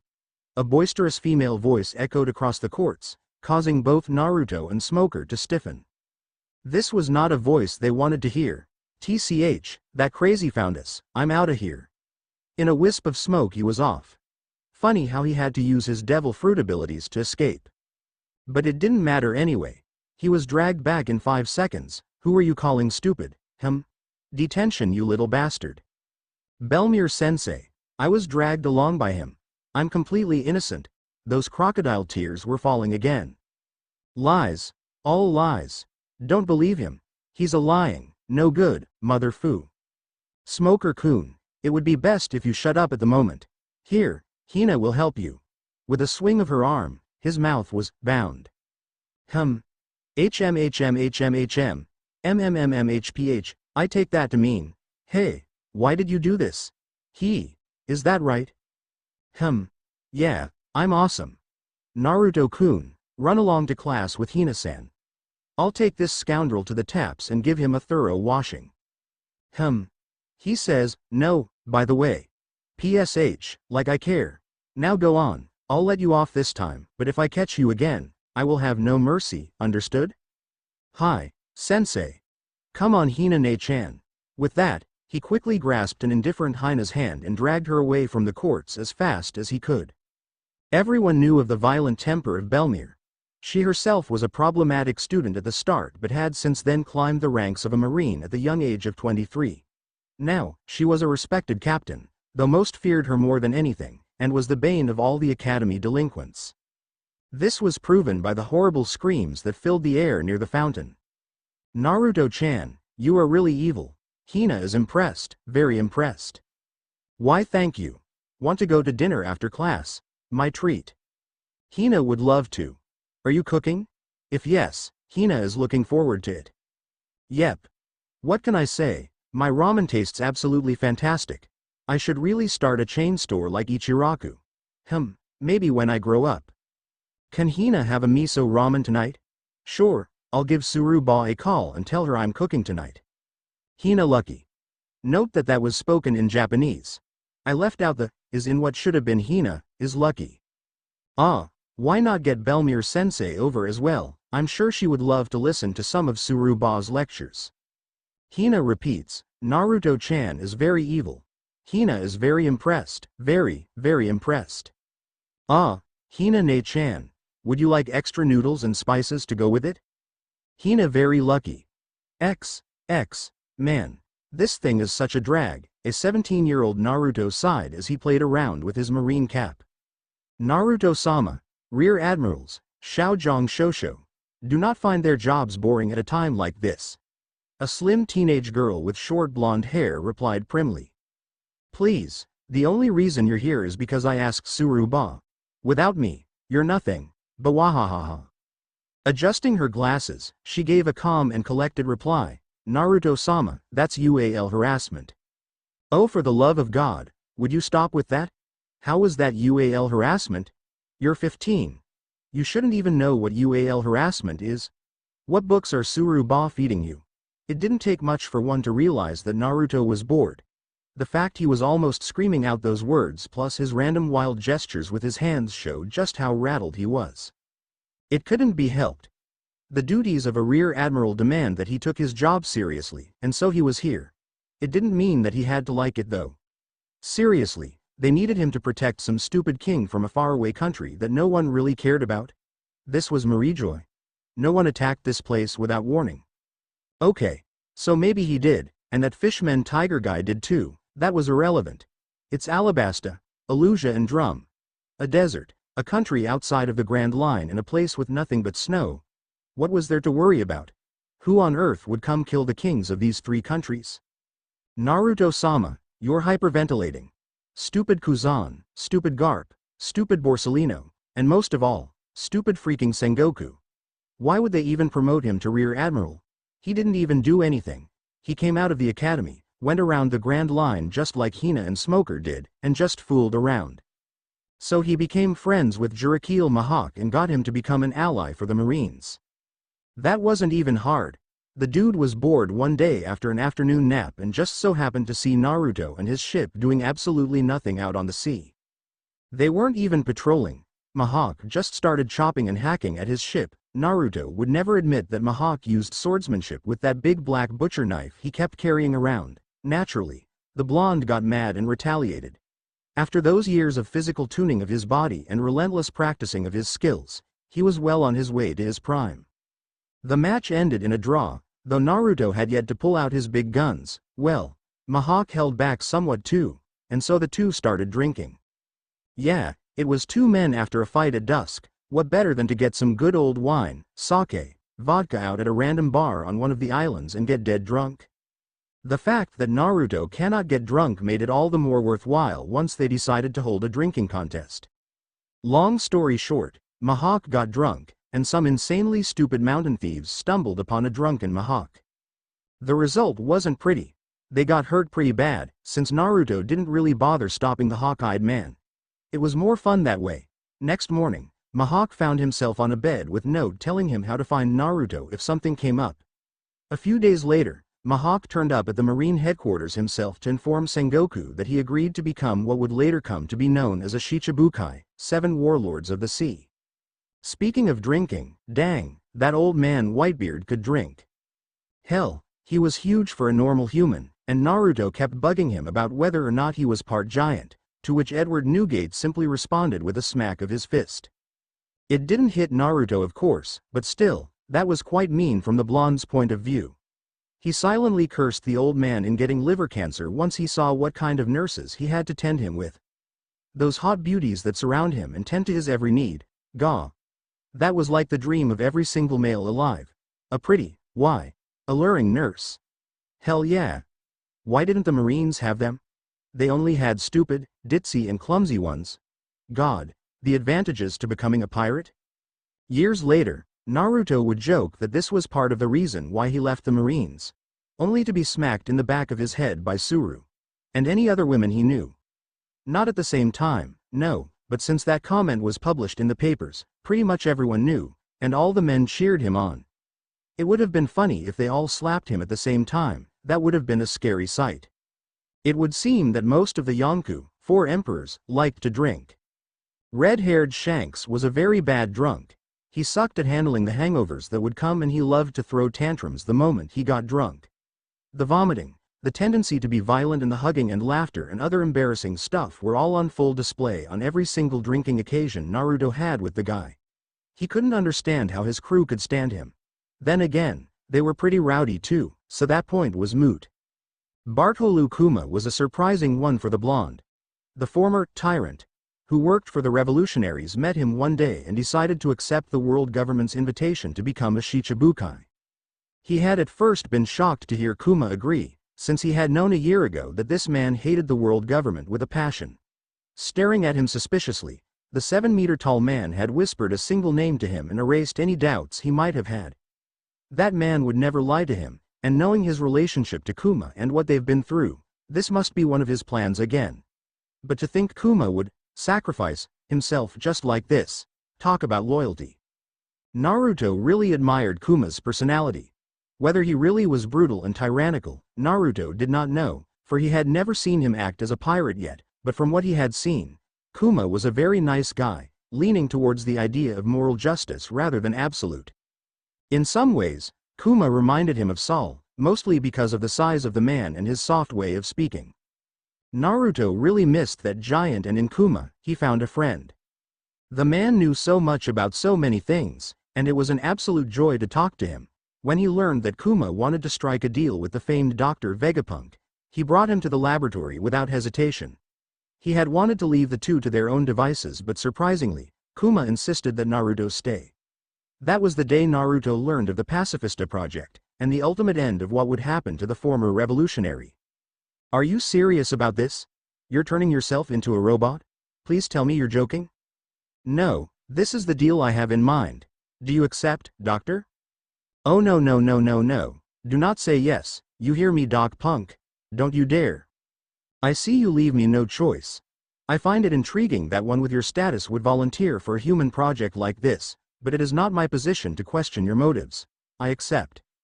You what? Then it is a deal. I'm right here, you know, shouldn't you take my advice into consideration? Thank you, Uzumaki Naruto. Okay, I don't get you. I don't think I ever will. You're too complicated. I'll take that as a compliment, it wasn't meant to be one.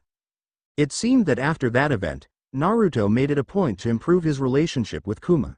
He wanted to know more about this mysterious man and maybe the secret plan that he had.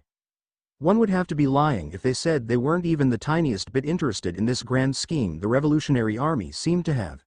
Their leader was a tough cookie, and as a Marine, and as the surrogate grandson of the great tactician, the curiosity in Naruto was about to burst.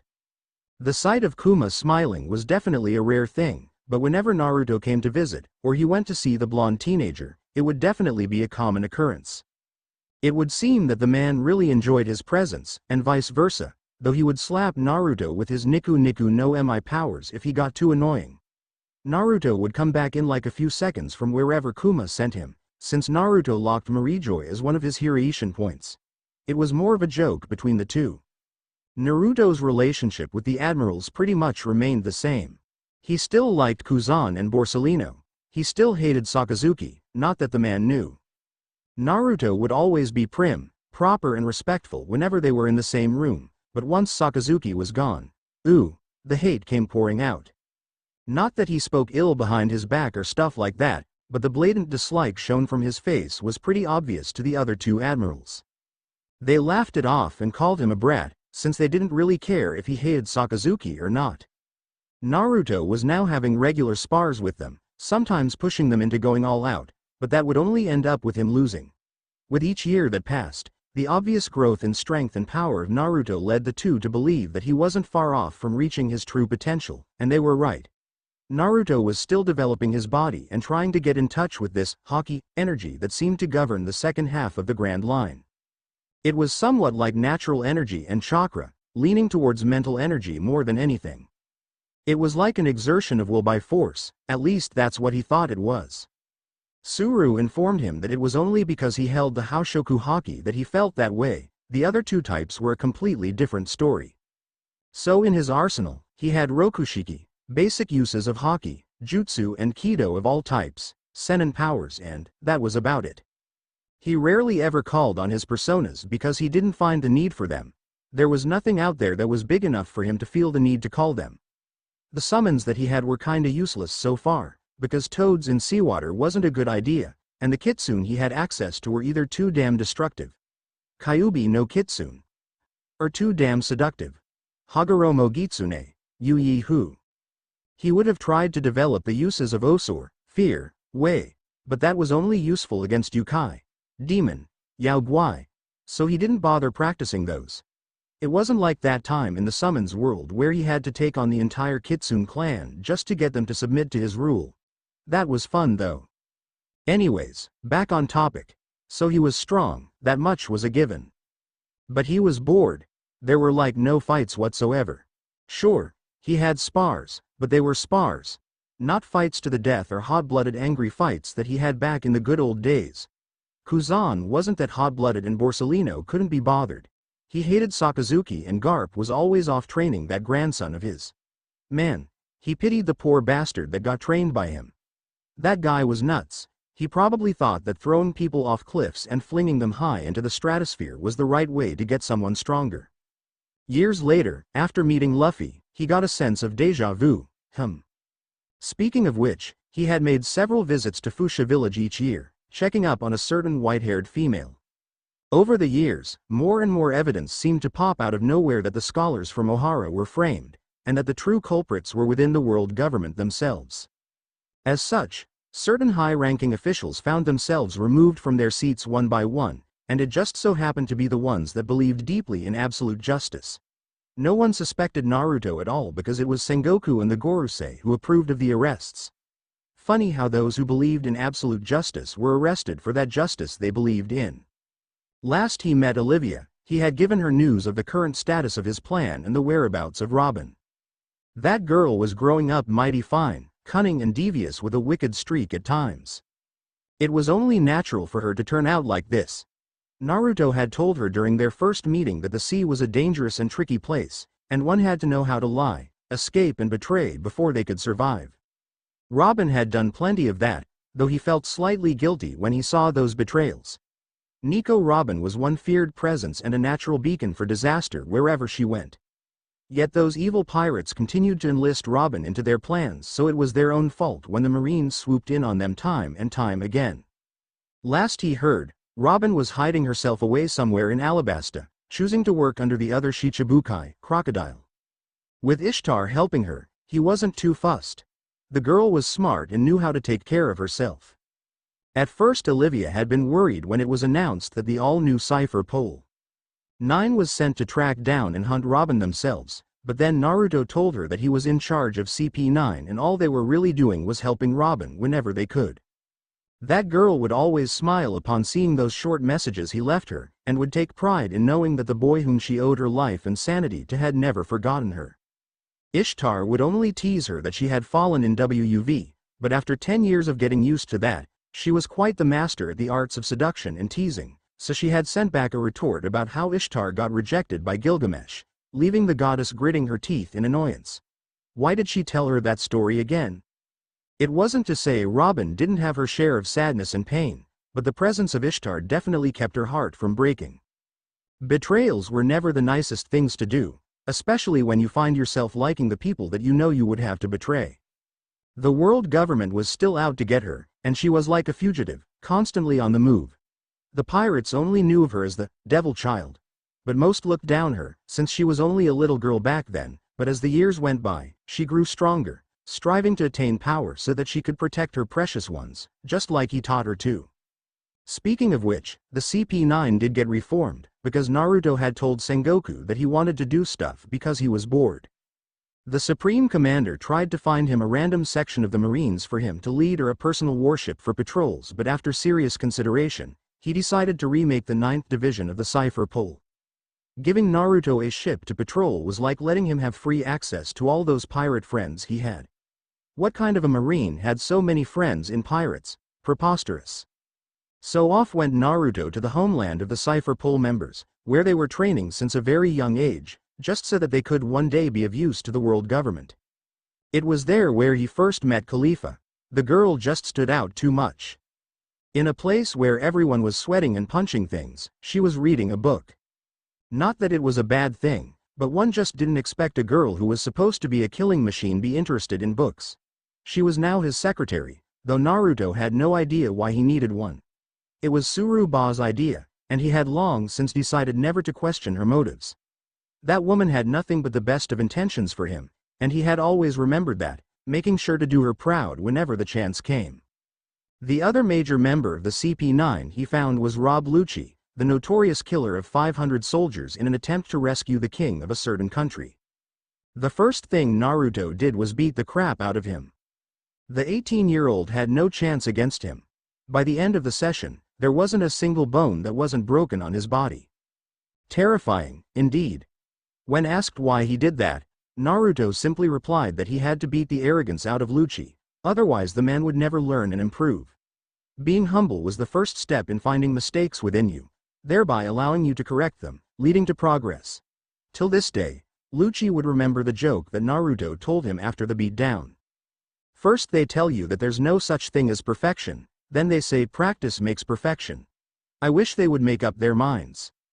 The underlying meaning behind those words was simple. Rob Lucci was no perfection. He had much more room to push himself further, much more potential that he had to unearth and much more practice he could have put in. And that was exactly what he did. Ever since that incident, Lucci became of Naruto's most loyal subordinates, and though he still held some of his cruel streak, Naruto didn't mind. The kid was hurt since he was young, and the concept that power determined one's chances of survival in this world stuck to his head. It was true to a certain extent, but focusing solely on that would have been silly, so Naruto would talk to him about it every now and then, slowly trying to convert him.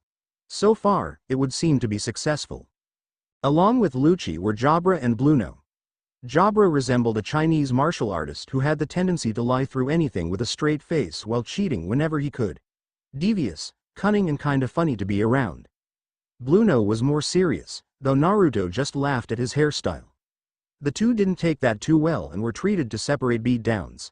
This was before Lucci, so the two had no idea what they were going up against. Kaku was even younger than Khalifa, but showed lots of promise, what with his special Yantoryu, four-sword style, that he developed, combining Rankyaku with dual swords. In particular, Naruto liked his nose, so he picked him. Kaku could be heard bragging years later that his nose got him the trust that he had from Naruto. The other CP9 members would just roll their eyes and call him an idiot. Fukuru and Kumadori were the weirdos he picked, who had a zip in his mouth at such a young age. The fact that he really did resemble an owl cracked Naruto up to no end. Kumadori had this overdramatic flair, plus he was a senin, or at least a senin in training, so Naruto decided to bring him along. He somewhat regretted that decision when Kumadori started speaking like a kabuki actor. It got really annoying really fast, so he started smacking Kumadori around more in training sessions, not that the pink-haired guy knew why. He just thought the leader was being tough on him so that he could improve more, and he got so moved that he almost cried and committed seppuku. The fact that he always activates Tekai before committing seppuku got annoying very fast as well, so he got smacked around even more. The seven of them formed the all-new Cypher Pole 9, with Naruto commanding their missions and giving them direct orders as to how they carry out their jobs. Over the past few years, CP9 had been re-established to their former glory, and maybe even past that, because not only were the members of the group very talented, they were very young as well, especially Kaku, Lucci and Khalifa. They were rumored to be strongest CP9 group there ever was, and have yet to be proven wrong. Naruto-sama, is something wrong? You were spacing out for a very long time. Huh? I was? Oh, just reminiscing stuff. Is that so? You seem a lot calmer now. Yeah, I was thinking of the first time I met you guys. I see. Khalifa had a gentle smile on her face, one completely different from the usual no-nonsense expression she carried around. Uzumaki-sama. The kings have finished their talks. We will be escorting them back to their ships shortly, a marine officer reported. Understood. Stay alert and focused. Hi. Well then, my dear Khalifa-chan, shall we go? Grinning, he held out his hand to her, only to see her walking past him already, with the same old, "That's UAL harassment," reply being her answer. Yar, so strict, Khalifa-chan. That's UAL harassment. Did you have to say that twice? K, you stupid girl, you got in my way? Slap. Wapple-sama. That's the daughter of the king of Alabasta, surely. Dalton, you seem to forget your place for a moment there. I am the king of Drum Kingdom, are you telling me I can't even slap a girl I don't like? Upon arriving at the scene, Naruto frowned as he noticed a pretty little blue-haired girl with a swollen cheek, sitting on the ground before a short, plump man with a ridiculous outfit. That's Wapple from Drum Kingdom, Naruto-sama. I see. Rubbing his chin, he noticed the little girl slowly getting up. He could see the tears that were building up at the corners of her eyes and felt a hint of anger rise. Naruto-sama, Killing kings is an unwise action. I know, geez. What do you take me for, an idiot? Why yes, how did you know that, Naruto-sama? Ignoring her, the blonde chose to see how the little girl handled the situation. It was obvious she was in pain, but she mustered up her courage and gave a proper bow. I'm so sorry. I wasn't looking at where I was going. I apologize. Seeing how she was not reacting to the bait, Wapol could do nothing but give a harumph and stomp his foot in anger, before raising his hand once again. You think apologizing means anything to me, you stupid little Wapol-san. A quiet voice was heard behind the king of Drum Country as a figure towered over him. I would advise against using force on such a young girl lest I be forced to use strength to take you out. Those cerulean orbs were radiating killing intent that slowly permeated through the room, focusing mainly on Wapol, but the threat was there to inform those soldiers from Drum Kingdom that he wasn't joking. I wasn't going to hit her. It was just a GG gesture to show her that she needs to respect her elders. Then I suggest you be on your way now. She has shown you more respect than you deserve. Why you? Who do you think you're talking to? Rankyaku. A blue shockwave was sent flying at the soldier who spoke, blasting him right out of the area. Khalifa merely adjusted her glasses as she recovered from her stance, standing silently beside Naruto now that her job was accomplished. Do realize, Wapol-san, that my patience is limited. Weren't you on your way out of Marijoy? You wouldn't want to have an accident before you leave, would you? Those intimidating eyes never left the king, and it didn't take long before he gave off a lame excuse and ran out of there as fast as he could. I apologize for his actions. Please, do not take his opinion as the whole of Drum Kingdom's opinion. The guard that was with him, named Dalton, stayed back and gave a proper apology before leaving the scene. Naruto smiled once, acknowledging his request, before turning back to the girl who was on the verge of crying. You were very brave, princess. You've done your father and your country proud. Here's a reward for you. Now don't worry, I'm not going to hurt you. Do you trust me? Speaking in a soft voice, Naruto knelt down in front of the girl, lightly caressing her swollen cheek. Having just witnessed this man before her scare off the evil dwarf, Vivi slowly nodded her head. I trust you, and thank you for saving me just now. What a polite little girl. Khalifa chuckled as she nodded in satisfaction. There's a bright future ahead for Alabasta. Blushing cutely, Vivi shook her head. No, I'm too young. I'm only 6. As though to emphasize that, she stuck out 6 fingers, with a pout on her face. Ha ha ha. Don't worry, you'll grow old soon enough. Now let me heal that for you. With his hand brimming with a light green aura, he gently eased his hand onto her swollen cheek, erasing the pain in no time. How did you do that? It doesn't hurt anymore. Vivi exclaimed in surprise as she poked at her cheek repeatedly. How did you do that?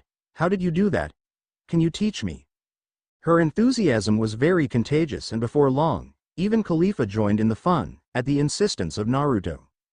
It would be another 10 minutes later when the guards of Alabasta came looking for her frantically. Vivi-sama. Vivi-sama, where are you? Well, it seems like our playtime is over. Go on, Vivi-chan, they're worried about you. Ah, but you're so fun. What is your name? I'll get daddy to invite you to Alabasta. Haha. Okay. But don't force your daddy, alright? My name is Uzumaki Naruto. Uzumaki? Naruto? Such a weird name, hee. Seeing him deadpan, Vivi gave him a victorious grin. You must promise to come visit me, otherwise I won't go. And here I thought you were just a goody-goody two-shoes, but it seems like you're just a playful little girl, aren't you? Alright, I promise. Really? Really? Yay. Okay. Igaram and Pell are looking for me, so I have to go now. Bye-bye. Take care. And remember to stop bumping into evil dwarfs now. Waving back to her as the little girl rushed off to find her guards, Naruto chuckled as he turned back to Khalifa. Looks like we'll be visiting Alabasta in a month or 2. Understood. I'll add it to the schedule. Oh thank God, Vivi-sama. Where have you been? I heard you bumped into that disgusting man Wapol just now. Are you hurt anywhere? Igaram fussed all over his precious princess while Pell sighed in relief. Yeah, that bad man hit me. What? That bast? But it's okay. My new friend just healed it for me. Your new friend? Yeah, his name is Uzumaki Naruto. Funny name, huh? Uzuma, Wait a minute, isn't that? Exchanging glances with Pell, Igaram slowly gulped. Did he have yellow hair? Yep.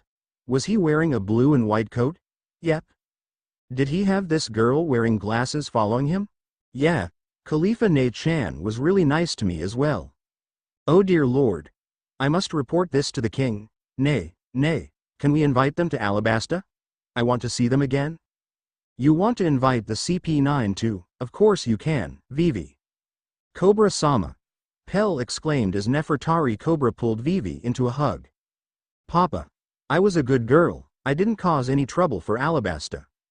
I know, I saw it all. You were very brave, Vivi. Nay, Papa, so when can we invite Naruto Ne-chan and Khalifa Ne-chan to our home?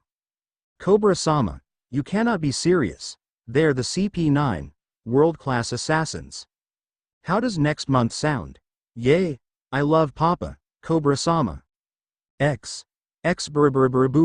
Buraburu. Yes, this is she. A message for Naruto-sama? I see, I'll pass it on. What is it, Khalifa? It's from Captain Hina. Oh, Hina-chan. What's up? She said, Belmir-san is in danger, and that you need to meet up with her as soon as possible. What? Belmir-san? But didn't she retire like, shit, this is bad. Hina never leaves a message unless it is really serious. Khalifa, we're going. Hi, Naruto-sama. Shah ha. You think you can protect them? What a fool. This is why you humans are beneath us. Belmir-san. No, Belmir-san. The villagers of Kokoyashi village cried out as the former marine captain was shot in the chest. This was unbelievable.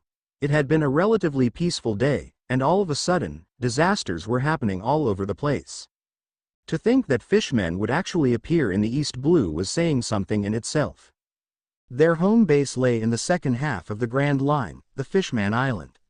While there were rumors that recently there had been a split between the Sun Pirates that used to be led by the infamous fishman Fisher Tiger, well known for his assault on Mariajoy that freed fishmen, mermen and even human slaves, it was still shocking to see a faction of the pirates attack their village in the weakest of all four seas, the East Blue. Against the natural strengths of the fishmen, the villagers were helpless. Genzo, the sheriff of the town, had tried his best to divert their attention, wanting to save them time so that Belmir and her kids could leave, but he was too late. His skills with his sword were nothing compared to the punches driven by the immense kinetics of the fishman muscles. He could only watch in despair as the woman he had watched grow as a girl get shot down for trying to protect her children. Such was the sadness of reality, where might makes right. Shahahaha. This is what you get for trying to act strong in front of us, Marine? Ha. Who gives a shit about human Marines? They're nothing but a bunch of shit-eaters. Shahahaha. Bellarmir-san. No. Why? No. Nami and Najiko could only sob as their surrogate mother continued shielding them with her arms, her breath slowly getting weaker by the second. Remember, we will always be a family. Holding Nami's hand and placing it in Najiko's, she grasped them together tightly. We might not have the same blood flowing through our bodies, but in our souls, I will always be your mother, and you will always be sisters. We get it, Mama. We get it, please, don't die. Yeah, we won't ever quarrel again. Please. No, don't close your eyes. Look, our hands are together, Mama. The cries of the children reverberated in the area, drawing a deep contrast with the arrogant laugh of the fishman Arlong. After that Jinbei had become a Shichibukai, the Sun Pirates had basically split up and he decided that it was time for him to start his ambition.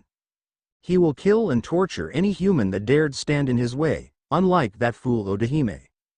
He wasn't as naive as the queen to believe that humans and fishmen could ever be together. That was just pure stupidity. The fishmen were the better breed. So why bother living together peacefully when they could simply crush those inferior to them and get what they want? Look at all those humans that kidnap mermen and fishmen to sell at Sabodi Archipelago.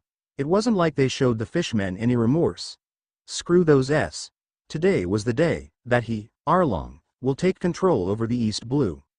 Mama. Shut up, you brat. Arlong growled in anger as he easily picked up the tiny orange-haired human girl. I'm laughing here.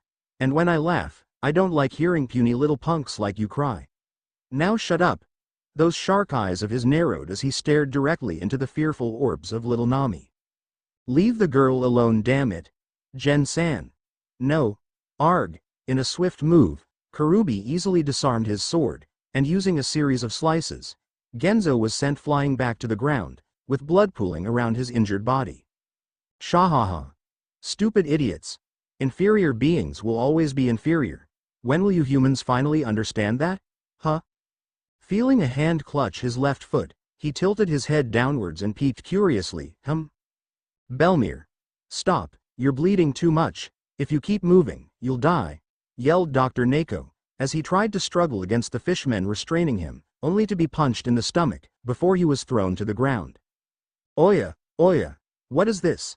As though seeing something with great interest, Arlong nudged the unmoving figure laid before him face down. To think that you're still alive after that. Do you really want to die that badly, huh? Ramming his foot down on her shoulder, Arlong jeered, I'm guessing you are.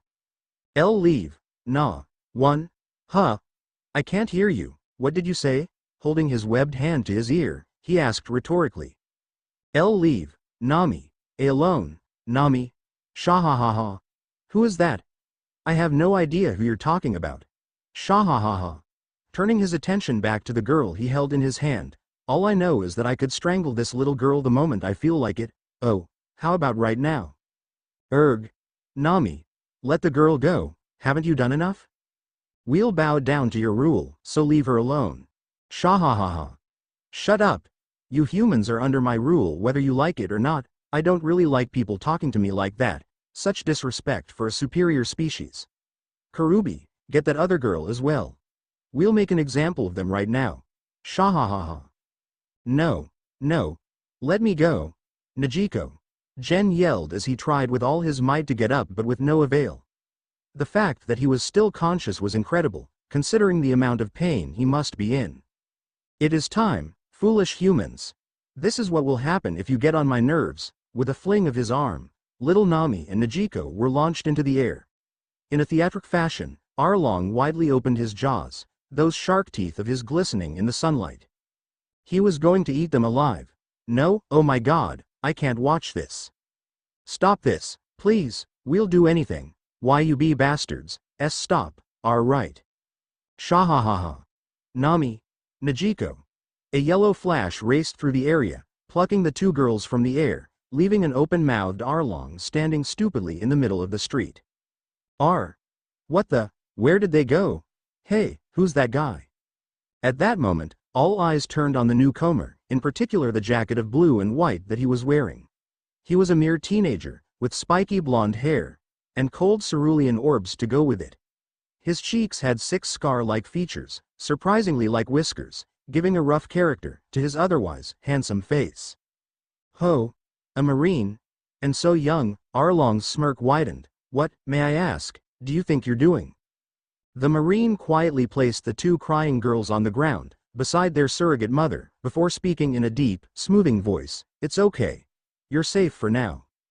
But mama, sniff, sniff. A small smile flashed across his lips, as he turned to the unconscious woman on the ground. The Belmir-san I know is stronger than that. She wouldn't let anyone beat her when it comes to protecting her precious people. Don't worry, she won't die. Hey, I asked you a quest. Susei Jutsu. Seimei Kikon.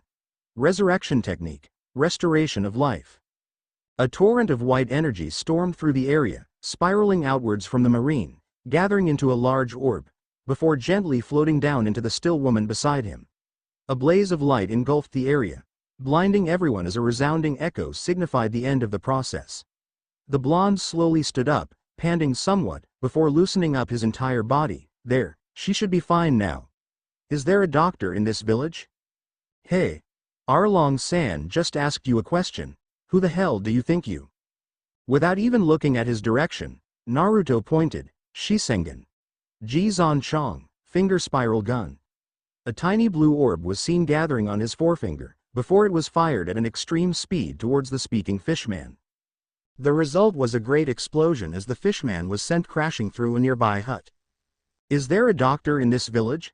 Those icy orbs slowly gazed around at the gaping fishmen who could not believe their sight. Did this human just take out one of their brethren by just pointing at him? Impossible. Yes. I cough. I'm a doctor. Croaked Dr. Nako from his position. That last punch had really taken the air out of his lungs. I see. With just a step, he disappeared from his former spot, appearing beside the old man, freeing him from the ropes easily. Hey, what are you doing? How dare you just release him in front of us? Get him. Shigen. Rokumyaku Shingen. Ji Chong. Lu Mai Xian Chong, the holy gun of the 6 veins. Dividing the chakra into 6 different outputs, they were launched at the surrounding fishmen, and before they knew it, they were either taken down with holes through their torsos or sent flying just like their brethren before. From the left hand, the thumb and the pinky, from the right hand, the forefinger to the pinky. Based on the medical files once written by Tsunade Ba-chan, the human body had multiple tenketsu, dai and shui, points that either supported or broke the flow of the chakra when pressure was applied. By being able to utilize the flow of chakra using these points, one was able to increase his output of chakra by up to 10 times the power in but an instant. This knowledge was the basis for her enormous strength, but Naruto had taken it for his own development of different projectile attacks. While learning Shigen, he had decided that merely poking the enemy with your finger wasn't going to do too much damage, really. Unless, of course, you hit a vital organ like a heart or brain. However, since most of the strong enemies in the Grand Line were either Logia or too skilled to let him just hit their vital organs, a different method of approach would be needed. Thinking back to those good old days, he remembered wishing that he could simply launch Rasengans at people. Now he could. And that's exactly what he did. At least for Shisengan it was. Rokumyaku Shingen was more shooting off pure chakra, with incredible force backing it up, at an extremely high speed, forbidding the enemy from making any sort of reaction to it before it hit its target. One of the strongest assassination techniques, recorded forever in the Rokushiki database. Arlong watched on in indifference and slight annoyance as the blonde took care of his brethren. You know, I am standing right here. The blonde in question simply glanced at him, before turning back to Dr. Nako. Belmere-san should be awake soon. Give her some treatment and she should be fine. Yes, yes. Thank you. But just as Dr. Nako was about to move towards her, his way was blocked by Karubi. I believe Arlong-san has shown enough patience dealing with you.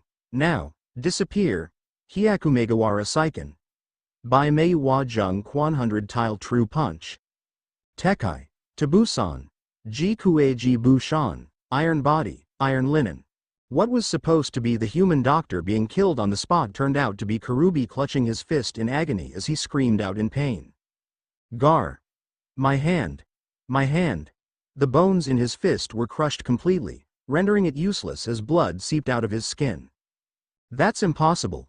Karubi's Hyakumegawara Saiken has never failed before, exclaimed the fishman pirates. This was unreal. A punch that could easily break through 100 tiles meant nothing to this human. What's more, he supposedly bounced back all that force into Karubi's fist as well. How on earth did he do that? Gritting his teeth, Arlong felt his ire rise. What is the meaning of this? I had a deal with the captain in charge of this area. Is this some joke he's trying to pull? Or is he really intent on me destroying his entire base, At that, Naruto slowly turned his head around. You had a deal with the marine in charge. All of a sudden, a huge blast of killing intent descended upon the area, wild and unrestrained, lashing out at anyone that got in its way. Sheer mental will being sent right at Arlong. Do you mean to tell me that the person supposedly in charge of this area is letting pirates have their way because of a deal? That flare from before had knocked out at least 3/4 of his crew, and Arlong himself felt his knees wobbling a bit under the gaze of this man. Those eyes, those sky-blue eyes, wait. You? Arlong suddenly gasped as he took a few steps backwards. It was you? You're the guy Tiger-san talked about. Blue eyes, sky-blue eyes with a gaze that could render you helpless with the might of his will. Oh, he told you about me? Raising an eyebrow, Naruto gave a slight chuckle. I see that my outfit left deep memories in his mind. It wasn't the outfit. Arlong scoffed. He said your eyes had this fiery will in them, something that scared even him to no end. I see. Giving a mindless shrug, the blonde moved towards Belmere, who had just regained consciousness. Gaki, brat. Is that you? Yes. Holding her hand gently, He smiled to her. Everything is going to be okay. Just as he was about to turn back, she grasped his hand once more and spoke in a raspy manner. You know full well that the Tenryubito have made a contract with the Queen of the Fishmen. Naruto stayed silent for a bit, before nodding. Yes, I am aware of that. Then you should know that you must let this slide. Her tone was urgent, her arms shaking slightly as she desperately grabbed onto Naruto, as though knowing that the minute she let him go, he'll go on a rampage. Ever since she saw him in training, she liked the boy. Strong, determined and ready to give his all every single day. A hard worker with talent, a trainee every trainer asked for. He was surprisingly open-minded and polite, unlike a certain punkish teenager who kept smoking every single day, and was a joy to be around. In the years when she was still at the academy, they became really good friends, though she kinda set the bar at the friend stage, since he was always respectful in calling her sensei. But sensei made her feel really old, like 50 years old, so she forced him to call her his buddy. Naturally, he would never do that, so they settled for friends. Naruto really treated her like an older sister, slightly different from Hina, since Hina was closer to his age. Belmir had this maternity instinct whenever Naruto was around, for something in the boy's eyes always made her feel that he wasn't getting enough love. It was obvious that the great tactician Tsuru-sama saw it too, for she would always give in to his requests, no matter how ridiculous they were. There was once when Naruto bugged her to let him go out to prank someone, and after an hour or so, she agreed, but the condition was that she had to find it funny. This was Uzumaki Naruto they were talking about, and the result was obvious. Tsuru laughed hard at it. One just did not replace Sengoku's seagull with the minifigure of a woman without him noticing. The poor man had no idea why everyone had smirks on their faces when he greeted them during the meeting. Half of them were holding their laughter in, whereas the other half kept making insinuations that involved his seagull. Why, his seagull was awesome and cool, so naturally, he took the compliments in stride. That night, he got back to his room, and was about to take off his hat in front of the mirror when he saw the figure. His screams of rage and murder were heard echoing for at least half an hour throughout the entire Mariajoy, whilst Naruto was gleefully chuckling with his surrogate grandmother. Like they say, if you're gonna do it, might as well do a good job of it. You're one of my precious people, Belmir-san. I always protect my precious people. Those were the words that she would never forget. Those words were the reason why she was holding on to him. If he were to injure a fishman right after the contract was made, then the Tenryubito would definitely turn on him in a heartbeat. It was well known since the academy that Naruto never had much love for the Tenryubito, and because of that, the Tenryubito had put Naruto on their hate list as well. It was more of the fact that whenever the Tenryubito called for an escort or for someone to help them enslave someone, Naruto would make sure that the call never reaches Sengoku. Hence, over the years, more than a few Tenryubito had been injured because of the failure of the Marines. Not that Naruto or even Sengoku really cared, to be honest, since the Tenryubito did nothing but breathe anyway. Then again, they were the descendants of the 12 kings, so they still had to protect them to some extent, as unfortunate as that may sound. Normally, one didn't outright proclaim that Tenryubito suck, Naruto did. It was kind of hard for the Tenryubito themselves not to hear it when one shouted at the top of his lungs right outside their palace. So all kinds of trouble would follow Naruto wherever he went, but somehow, those troubles were always turned around on them, thereby removing more of those that supported the presence of Tenryubito in the political ring. The hate between the two certainly grew after that. Hence, right now, the Tenryubito had just signed a contract of peace with Odahime, queen of the fishmen and mermen, and Naruto was about to go beat up a fishman right after they signed it. Things weren't looking good for the kid, and Belmir had to stop him no matter what. She couldn't let him be ruined like this. Such a bright gem of life, waiting to shine and glow, ready to take the world by storm when the time is ripe, but right now, she had to keep him safe. That was her promise to Tsuru-sama and to herself. She was his sensei, and she would be damned if she couldn't even protect her protege. Belmir-san, how long have you known me? Naruto asked, amused. Naruto, this is no time to be joking around. Have I ever charged in without a plan? His tone gradually grew silent, as though wanting to reassure Belmir that everything would be alright, when said female knew that they were nowhere near alright. Naruto, trust me. He smiled, just like he did all those years ago. You are precious to me. Belmir-san, and I will protect you no matter where you go." Sitting there in shock, Belmir could only watch helplessly as Naruto turned back to Arlong. "Don't do it. Please, Naruto, listen to me, don't do it." Ignoring her cries of anxiety, Naruto continued forth, "Rokushiki Ugi, Sai-Dai Rin, 6 styles ultimate attack, largest ring. No. Get away from me. Naruto, Rokuozengen, Lu Wang Zanchong spiraling gun of the 6 kings."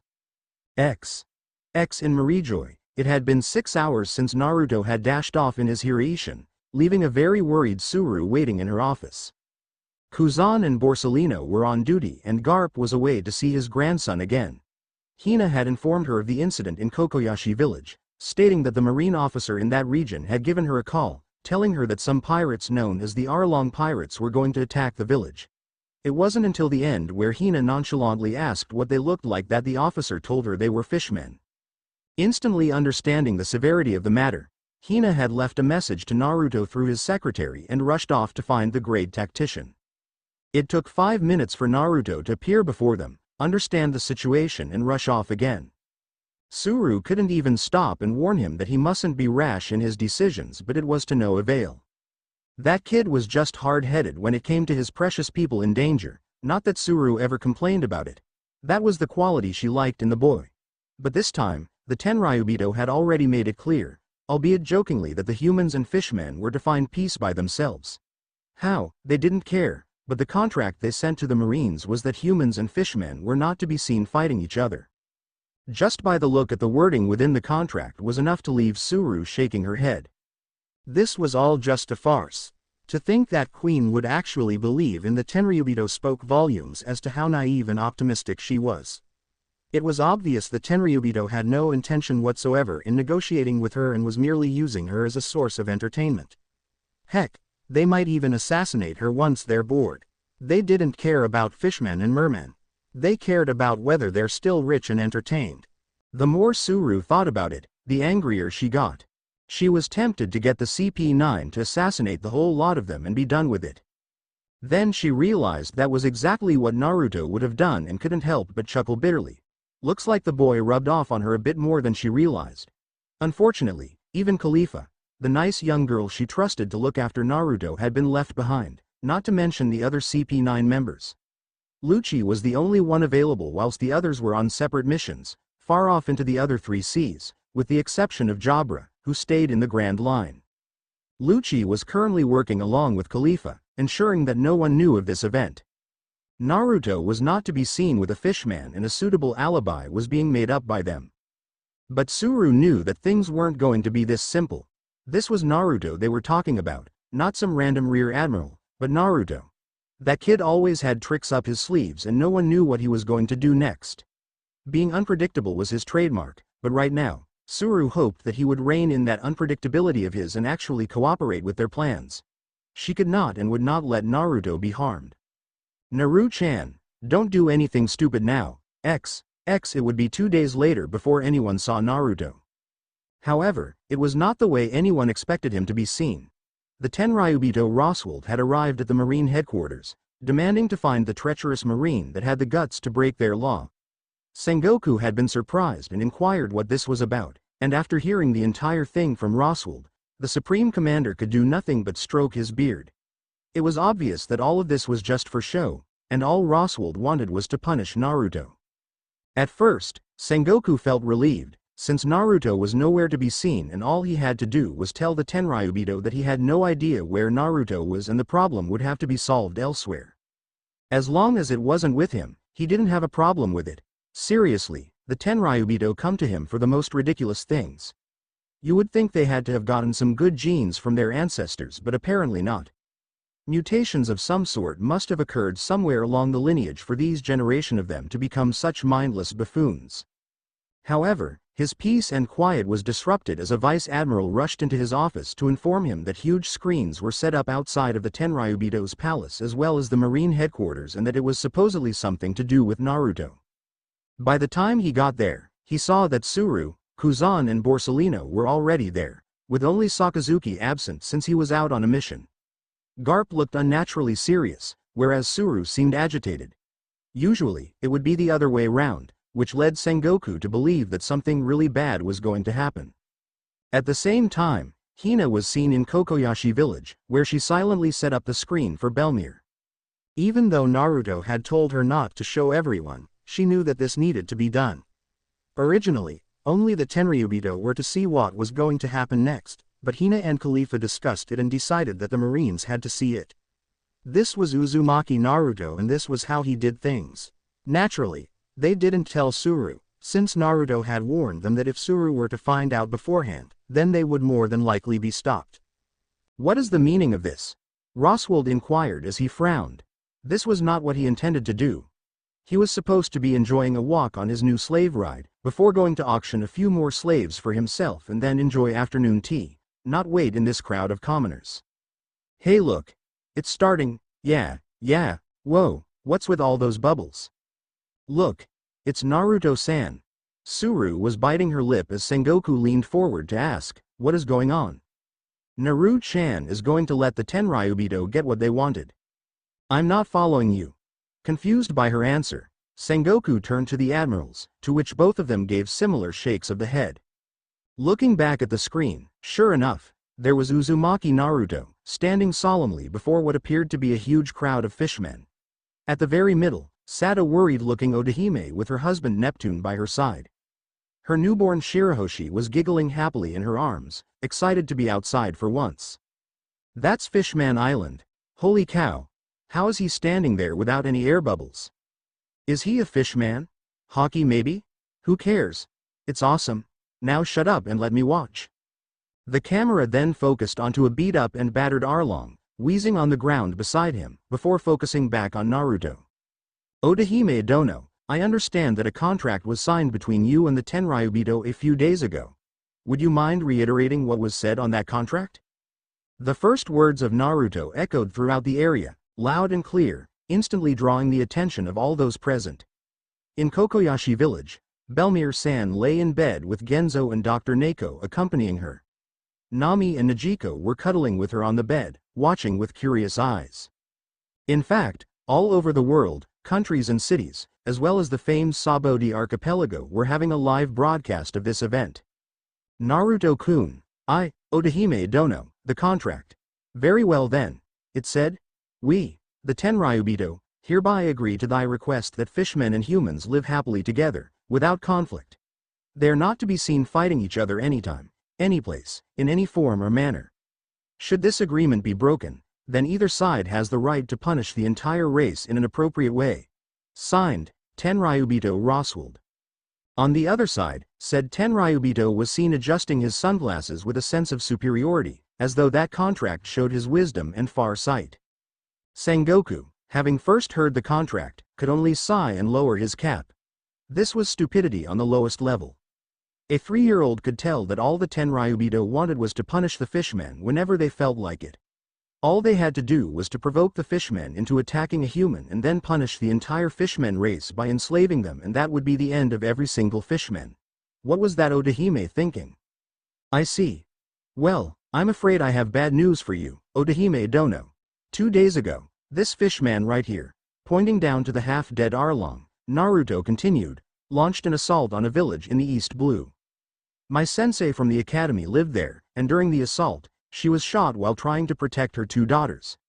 His tone was calm and collected, but if one were to listen closely, there was still an undercurrent of rage hidden within.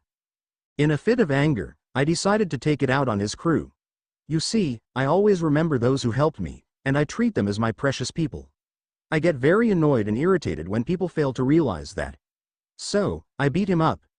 Naruto gave a satisfied nod even as the fishmen around him started yelling vulgarities at him, some even wanting to execute him on the spot. It was expected. Someone beat up a fishman and brought that fishman back to Fishman Island, just to tell everyone that he had beat up one of their kind. What, was he trying to show off? The nerve of this guy? King Neptune, however, shook his head in regret and sighed, whereas Odahime looked extremely sad. Only Arlong's brother, young Hody Jones, was ranting and raving about why humans are not to be trusted and that all of Odahime's efforts were futile. The Marines on the other side were confused as to the actions of Naruto. What was the point of all this? Sensing that the tension in the water was getting to the climax, Naruto released a huge shockwave of haki, silencing the fishmen in one go, thoroughly getting his attention as he went on. According to that contract, I broke the law, isn't that right, Odahime Dono? At that, both the fishmen and the marines were confused. Wait, he was admitting that he broke the law? Wasn't he bragging about it a few minutes ago? Why yes. Yes you did. Tears were starting to build in her eyes as she stared at the young man before her. The courage he possessed and the willingness of him to organize this whole thing only served to move her to no end. To think a human would actually volunteer to help her. A human? Her hard work was finally paying off. This young man had appeared a day ago, and barged into the palace, urgently demanding to see the queen of the fishmen. The guards were unable to stop him, and Odahime, being the kind queen that she was, instantly agreed to meet with him. It was amazing to see him walk around in the water as though he was a fishman, but the truth was that he was just a normal human.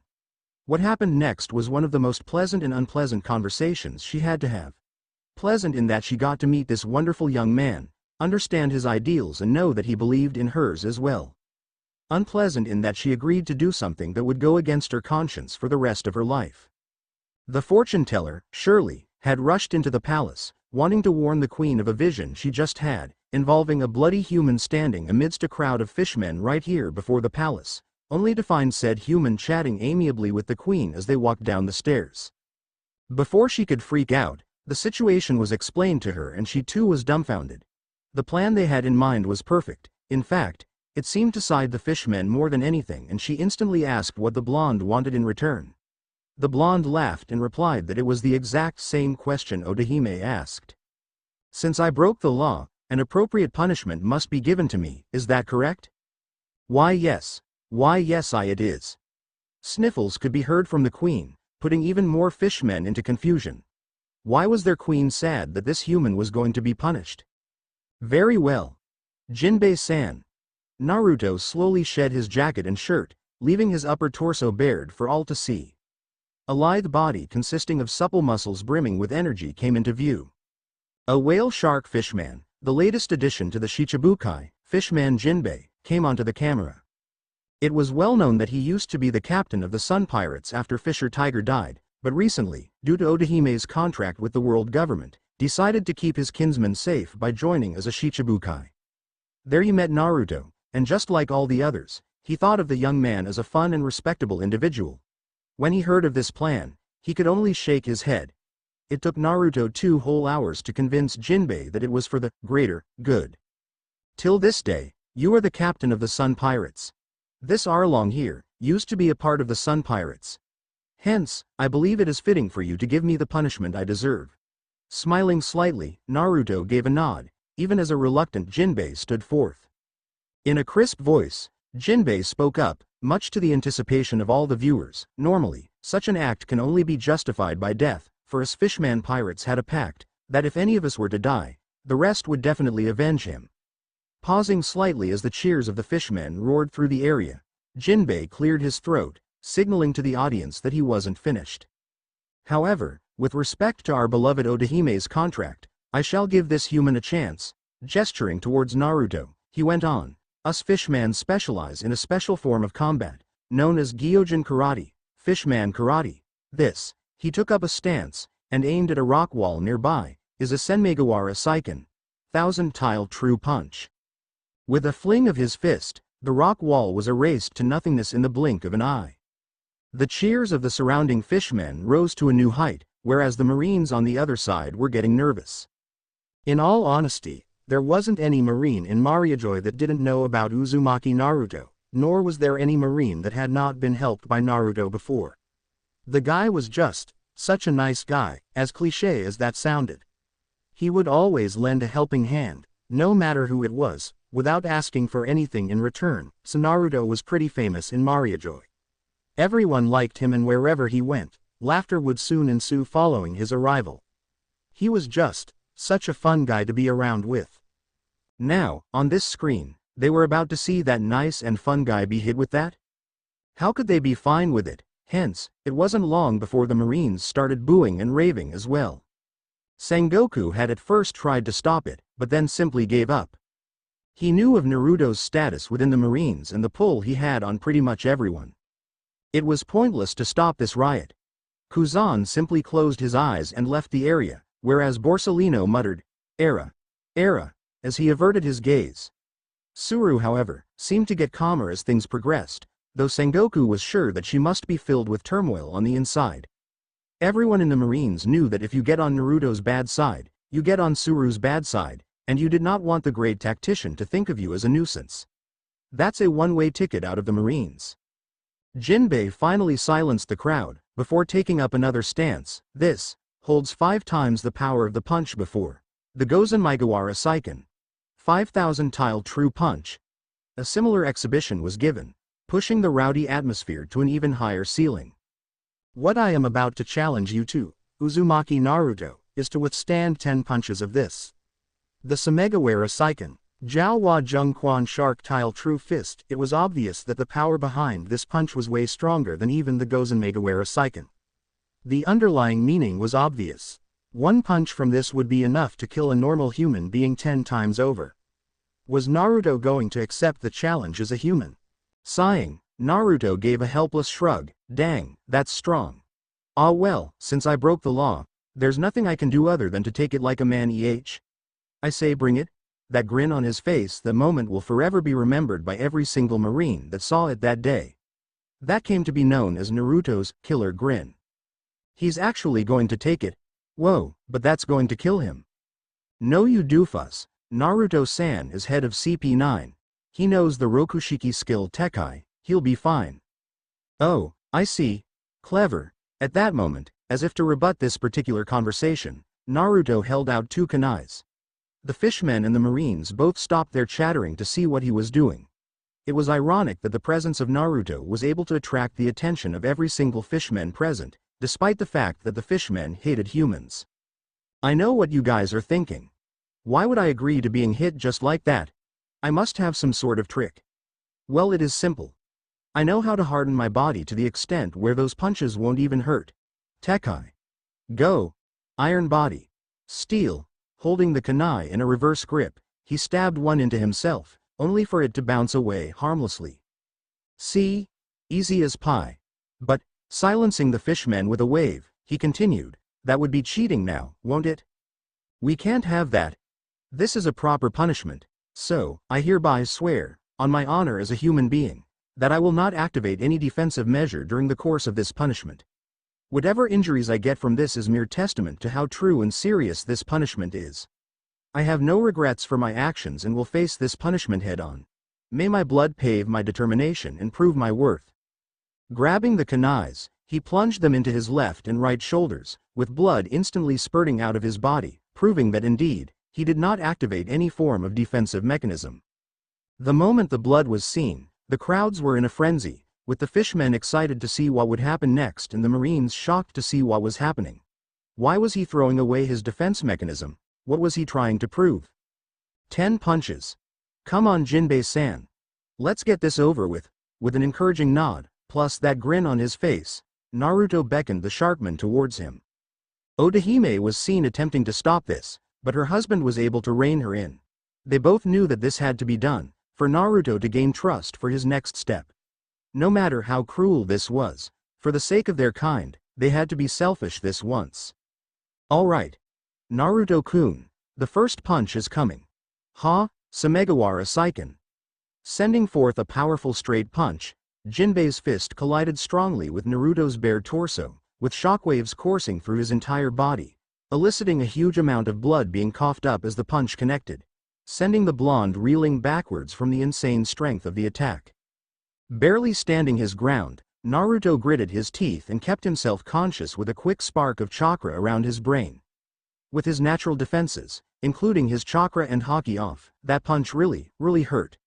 Before he could say anything, Jinbei was already on him, the second punch. Just like before, the sheer force behind his fist easily penetrated his ribs, hurting his internal organs, eliciting a spurt of blood once again. 2 punches only and he felt like he was about to fall apart. Such was the strength of Jinbei, one of the strongest fishmen in the entire world.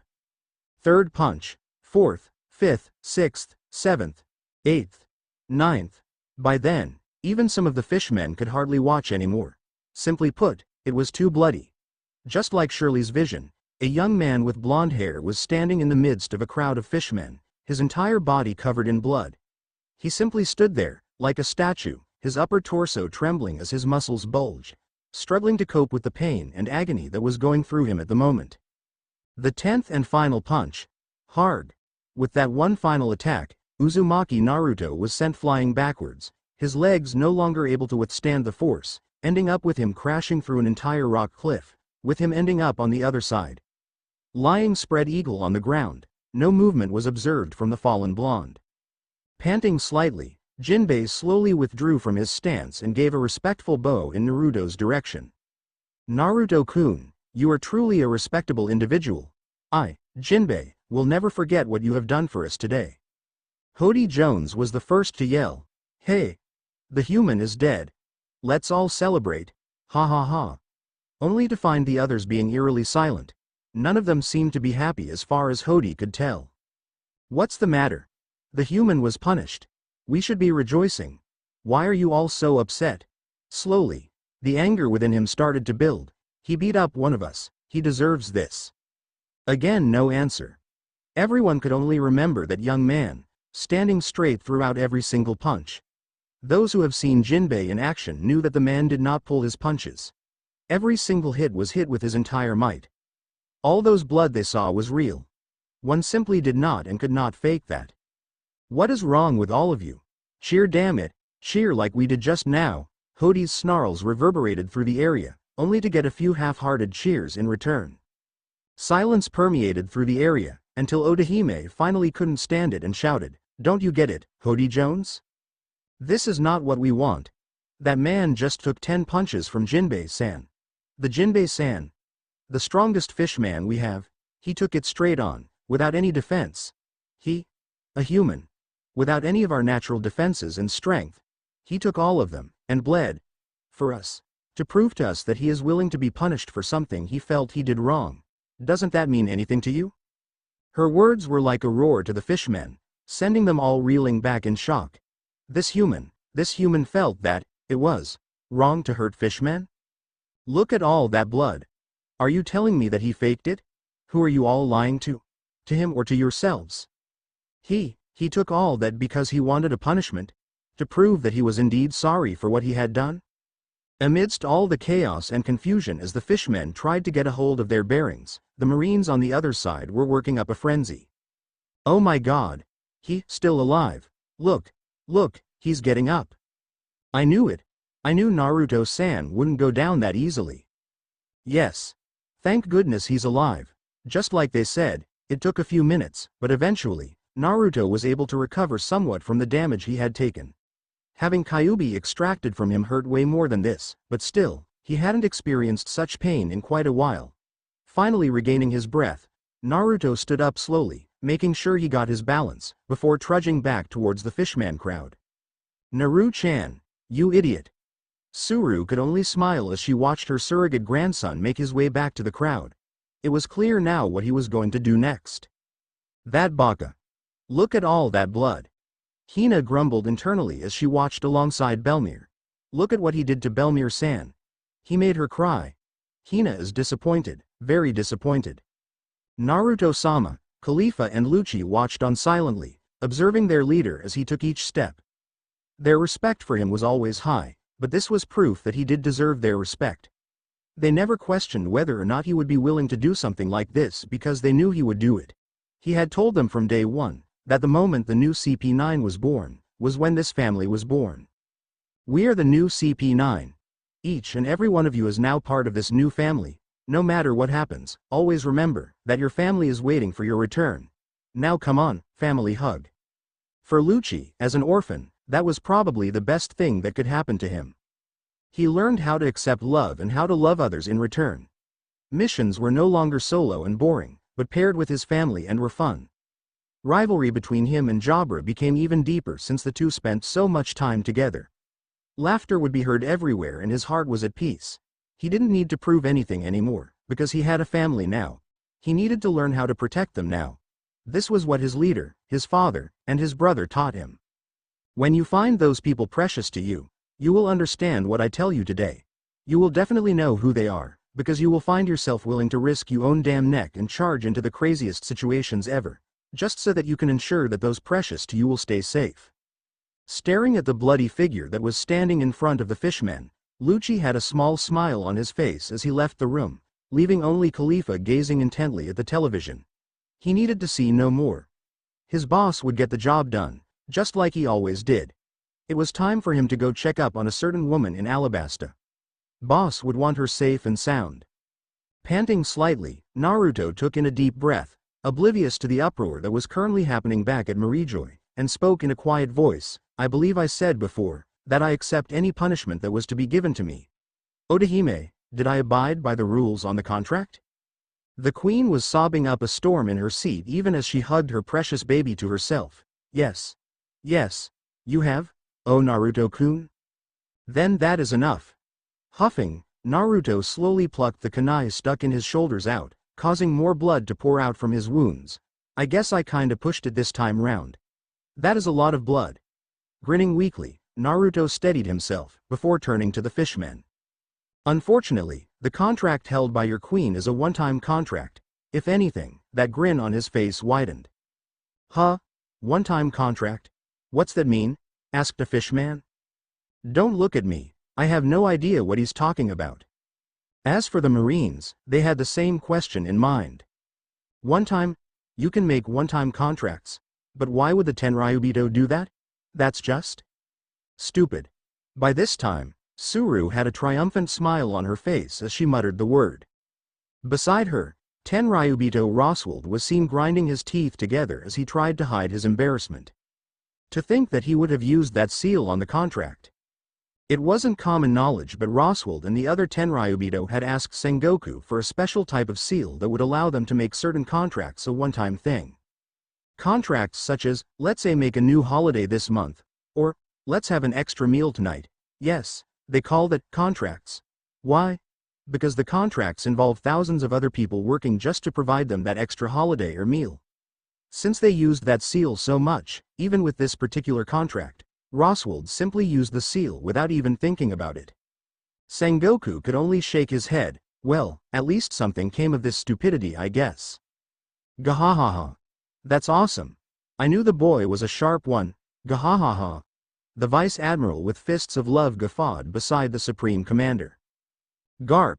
You picked him up because you were bored, you didn't know anything. Gahaha. That's true too. Sigh. Looking back at Naruto, he could be seen tearing the contract to pieces. As such, this contract is no longer usable. Mutters began to break out in both Marines and fishmen. What was going to happen next then? If all the stuff from before was simply to tear up the contract, then.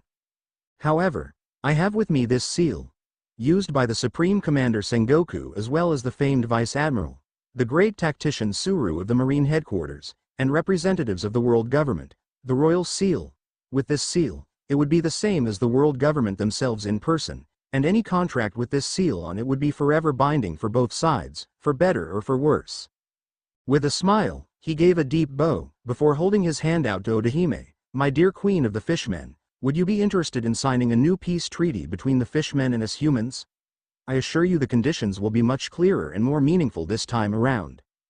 Placing both hands around her mouth, Odahime had to hold back her sobs as she cried out, yes. Yes, I would be honored to sign this peace treaty.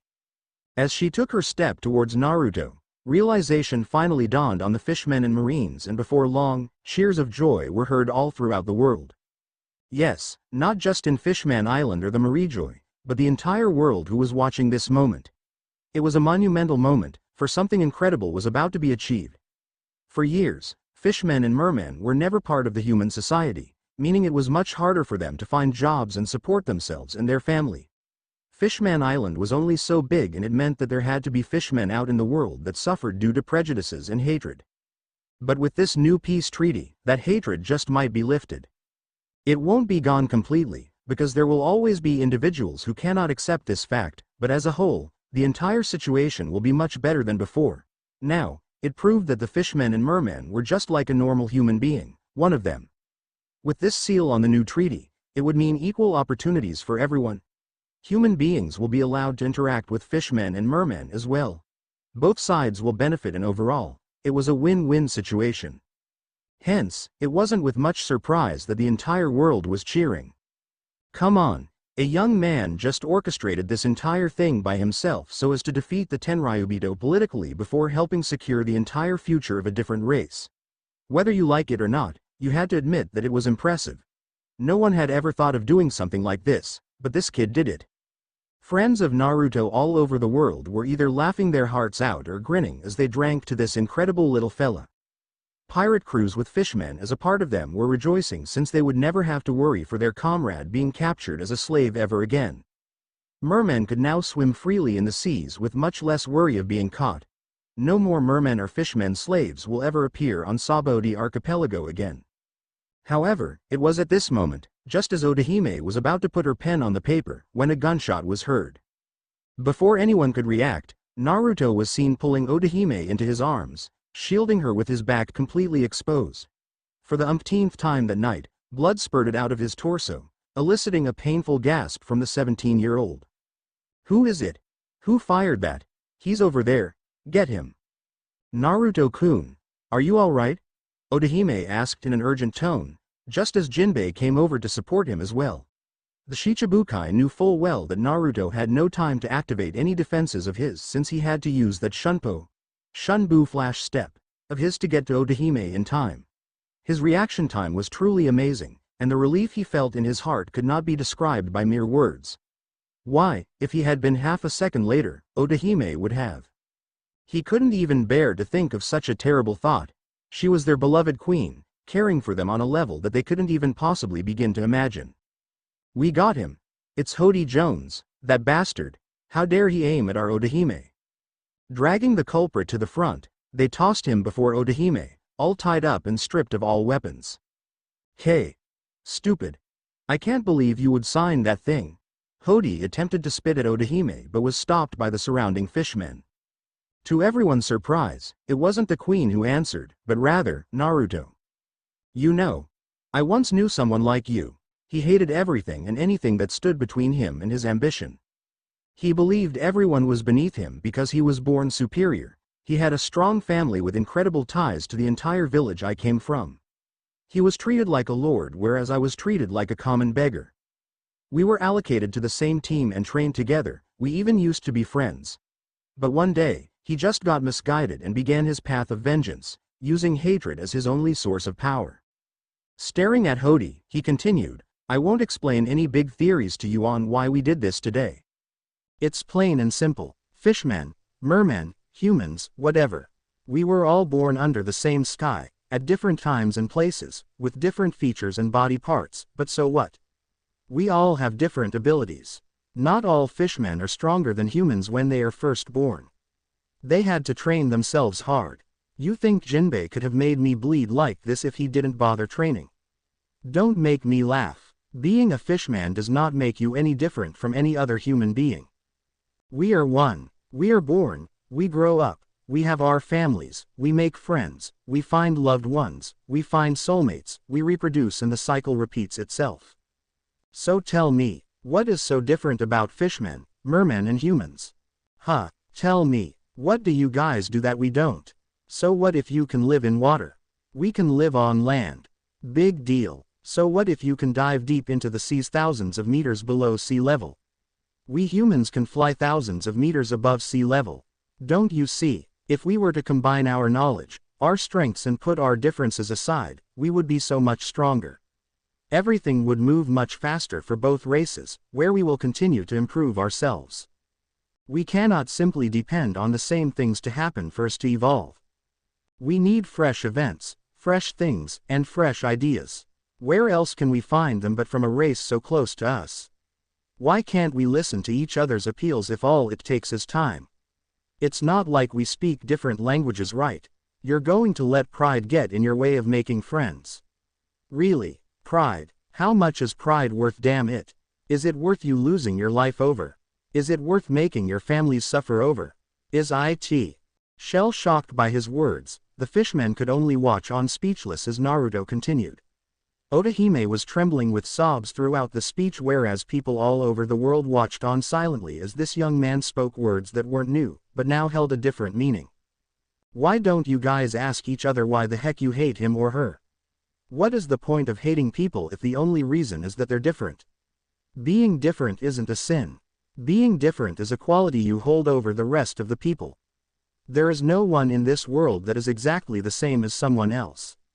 Every single one of us is unique. This is a very simple thing to understand. We are our own people, we are ourselves, and we should not and will not deny that fact. Taking in a deep breath, Naruto continued, look at your queen. Look at how happy she is that she's finally gotten this treaty set. Do you know who she's doing it for? It's for you, all of you. Not just the fishmen here today, but every single fishman out there. She wants a better world for all you people. That's right. People, you fishmen are part of the society as well, and you are people. Not some other different term, people, damn it. With such a queen wanting to help make your lives better, why are you trying so hard to hold yourselves and your queen back?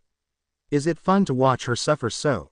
She is spending time that is supposed to be used on doting her sons and newborn daughter, not to be wasted on begging you to make your own lives better. Don't you feel any guilt? Naruto-kun sobbed, that's enough. I am the queen after all. I have my role to play beside my husband. Sniff, for the sake of my brethren, I will gladly spend time for them. Through tears, Otahime yelled out those words with all her might, before collapsing into a sob. Did you hear that? Your queen is willing to support you through thick and thin. Now, the question is whether you are willing to support yourself. Otahime-sama, we're so sorry, Otahime-sama. Thank you for all you've done. We will never forget the sacrifices you've made. Otahime-sama Banzai. What? I can't hear you people. Louder, damn it. This is your queen. Doesn't she deserve a better ovation? Banzai. Otahime-sama. We love you. Thank you so much. Minna, everyone, oh, I'm so happy. Otahime bawled as she waved back at all her kinsmen. For once, the residents of Fishman Island seemed so united, ready to face any dangers that might come their way. This was something she had been working for all her life, and to see it finally happen was enough to bring her to tears. The fact that she had never cried harder in her life was testament to how moved she was. Here, Otahime-sama. Naruto appeared in front of her, formally giving her a bow. Before he kneeled on one leg, please accept this treaty as a formal apology from the world government for the pain and suffering they've put you through. From now on, humans and fishmen are equals, brothers, sisters, and family. Congratulations. It was that same grin again on his face, and Otahime couldn't help but give him a strong hug, almost to the point where she felt her arms would break, but Naruto stopped her before that could happen. Please, tell me your wish. I promised you one wish before this. Anything at all. Her teary eyes gazed at him gratefully, wanting to find some way to repay him. Amongst the cheers of the fishmen, Naruto smiled childishly, I wanna be an honorary fishman. That declaration stunned the entire crowd to silence, none of them able to comprehend what he just said. Otahime blinked once, before asking, that's it? Yeah, I mean, you guys are so cool. Wouldn't it be awesome if I could come and hang out with you guys whenever I've got the time? I need to brush up on my swimming skills too. I mean, what kind of a marine am I if I can't even swim properly? Hey, why are you laughing? What's so funny? I'm serious. Hey, why are you guys laughing too? Hey, I'm not getting the joke here. Throughout the world, all those watching the television were laughing to their heart's content. This was just too funny. Even Belmere, who had been crying a lake a minute ago, was guffawing at the brat's idiocy. What kind of a man plans something like this for something so simple? God, how pure was the boy? Suru could only give a helpless smile as she shook her head. He was only 17 after all. There was plenty of time for him to grow. Sengoku, on the other hand, turned to Tenryubito Roswald. I believe this is settled then. It is extremely unfortunate, but I have to remind you that any fishmen and mermen that are currently acting as slaves within your palace will probably have been gone by now. The CP9 aren't really known for being slow, you see. What? This is preposterous. Blasphemy. How could you let him do this? You're the supreme commander. Get him to destroy that treaty. To say Roswald was angry would be an understatement. I'm afraid that is not possible. You see, that royal seal he had is forever binding. To destroy that treaty would mean disrespect to not only the world government but your ancestors. I'm sure you do not want your ancestors and yourselves to be viewed as horrible liars now, would you? To say Sengoku was smug would be a severe understatement. And no, I wouldn't. It was obvious that the Tenryubito had another answer in mind. Gahahaha. Damn right you wouldn't. Now get your ass outta here. Us lowly Marines have a bit of celebrating to do. Chortling merrily, the Vice Admiral left a fuming Tenryubito standing by himself as the Marines around him cheered over and over again. It was as though that Uzumaki had planned this all along. Despicable brat. He shall pay. Oh, he shall pay. Oh Garp, did you have to antagonize the poor man?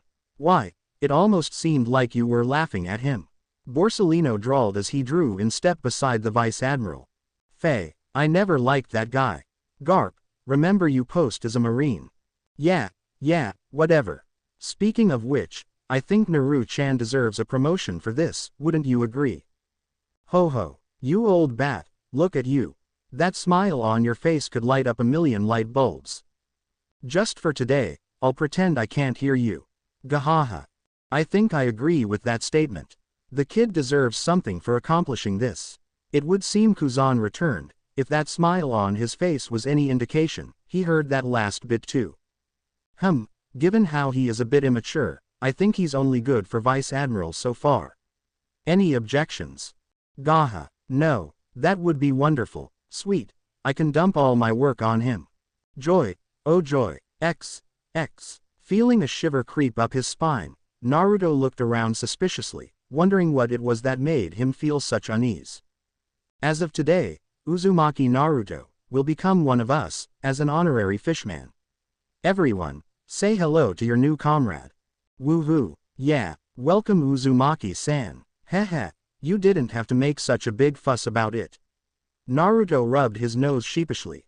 Of course we have to. You're our savior. You helped us so much. This doesn't even begin to repay what you've done for us. Alright, then what say you let me come visit little Shirahoshi whenever I'm free? Ah, you little cutie, don't worry, I'll make your mum agree if that's the last thing I do. About to make a cool posture, it was then when he finally felt the injuries get to him. Don't push yourself too much Naruto-kun. You're running on pure adrenaline now, but that is about to fade. Jinbei shook his head as he helped the young man up. Let's get you back on land where they can treat you properly. Ah, but, little Shirahoshi. The longing in his face was apparent and Otahime chuckled gaily. You're free to visit her anytime you want. How's that sound, Naruto-kun? That would be awesome. Thanks. Oh, but I wouldn't want to intrude and stuff. No, it would be a pleasure. Wouldn't it, dear? Yes, feel free to visit us any time. Neptune answered with an endearing smile on his face. He had stayed silent throughout most of the events just now because he felt that this moment belonged to Otahime. His wife worked so hard for this moment that it simply wouldn't feel right for him to speak up. It was the Queen of Fishman Island that they looked up to for this, and he will not take that glory away from his beloved. Sweet as. All right, I'll see you guys sometime then. Bye. And with that, he fell unconscious, into an exasperated Jinbei's arms. I'll bring him back to Mariajoy. Your Majesty, Your Highness, please take care. As for Hody Jones and Arlong, I'll take care of them when I get back. Thank you, Jinbei. You were extremely helpful and supportive throughout this entire ordeal, and I need to thank you. No, my queen, I need to thank you. All you ever wanted was for us to live better lives, and without your hard work and determination, this would never have happened. Jinbei gave a quick bow, and left the palace. While he knew that Naruto wouldn't die from these injuries, it still wasn't right to leave him injured for so long. Oh darling, I just feel so happy today. And you should. You have just accomplished something none of us has ever dreamed could come true. I'm proud of you, sweetheart. Thank you, dear. Thank you so much. I know I haven't spent enough time with you and the children lately, but trust me, I'll make it up to you, all of you. Haha, I'll take you up on that offer. I've been feeling quite lonely lately, and the boys were grumbling that their mother seems to dote only on their little sister. Oh, why, I never expected them to get jealous. Looks like I need to show them some motherly love. That would be wonderful, dear. You have all the time in the world. Yes, I do, don't I? All the time in the world. Man, Shaki, can you believe that? She wants me, to get married already. What the heck is up with that? Haha, you are at that age after all. It is the wish of all grandmas to hug their grandchildren before they die. The slim woman with short black hair laughed as she lit her cigarette. That age. Since when was 23 the age to get married? The blonde raged hard as he tried to get the logic behind this. Shouldn't grandmas want their grandchildren to stay pure and childish so that they can have fun with them whenever? Era, seems like you're really against this. Of course I am. God, you should see some of the women she's trying to get me to know. She even got a Tenryubito to come see me. Era ma. Completely without a hint of sympathy for his situation, Shaki simply smiled as she watched the young man fret over his worries. I'm a damn vice admiral, with a whole lot of crap to do every day. She should know that. I need some free time. Of course you do, which is why she's trying to get you married, so that you can release all that stress you have in you right now. You're having fun with this, aren't you? Grumbled the blonde as he sat back down at the bar. Well, of course I am. Look at that red face of yours.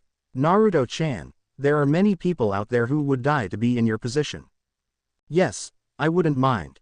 They can have it. You're famous, handsome and rich. Who ever heard of a guy like you rejecting beautiful girls? Even the shyest of them would have broken by now, but yet you stay strong. What is your secret? My secret is that I rather find the one I love myself, thank you very much. Oh, like that mermaid princess. What? You have been going there quite often lately, is that the reason? Shaki, she's 10. A deadpan was sent her way. Yeah, and her size fits you perfectly right. Which means by the time she grows up, she'll be 50 times my size. Another deadpan. Era, are you calling a girl fat now? How did you even get to that random conclusion? Haha, now, calm down, Naruto-chan. Sigh, I guess I better get going, or else Suruba will be getting Khalifa to kick my ass or something. No wait, she's on that mission in Water 7 or something. Man, it feels weird without her around. Shaking his head, Naruto reached into his pocket. So how much for the beer? 100,000 berry. Really? Wasn't it 200,000 before? No, it was 400,000. I see, well here's 800,000. I don't think that's how you do it, Naruto-sama. A young woman with long blonde hair walked into the bar, adjusting her glasses as she spoke with a small smile on her face. It's good to hear that you miss me too. What the? Khalifa, eyes widening, the youngest vice admiral in marine history stepped forth and gave her a bear hug. Of course I did. How come you're here? Weren't you in Water 7? I was. Sinking into the warmth of the embrace, Khalifa replied smoothly, but today's my day off, and I had direct orders from Suru-sama to escort you to Amazon Lily. I knew that Grandma had something up her sleeves. Grumbled Naruto. Ah, look at the two of you, all cute and snuggly. No, this isn't what it looks like. I hold nothing but our respect for Naruto-sama.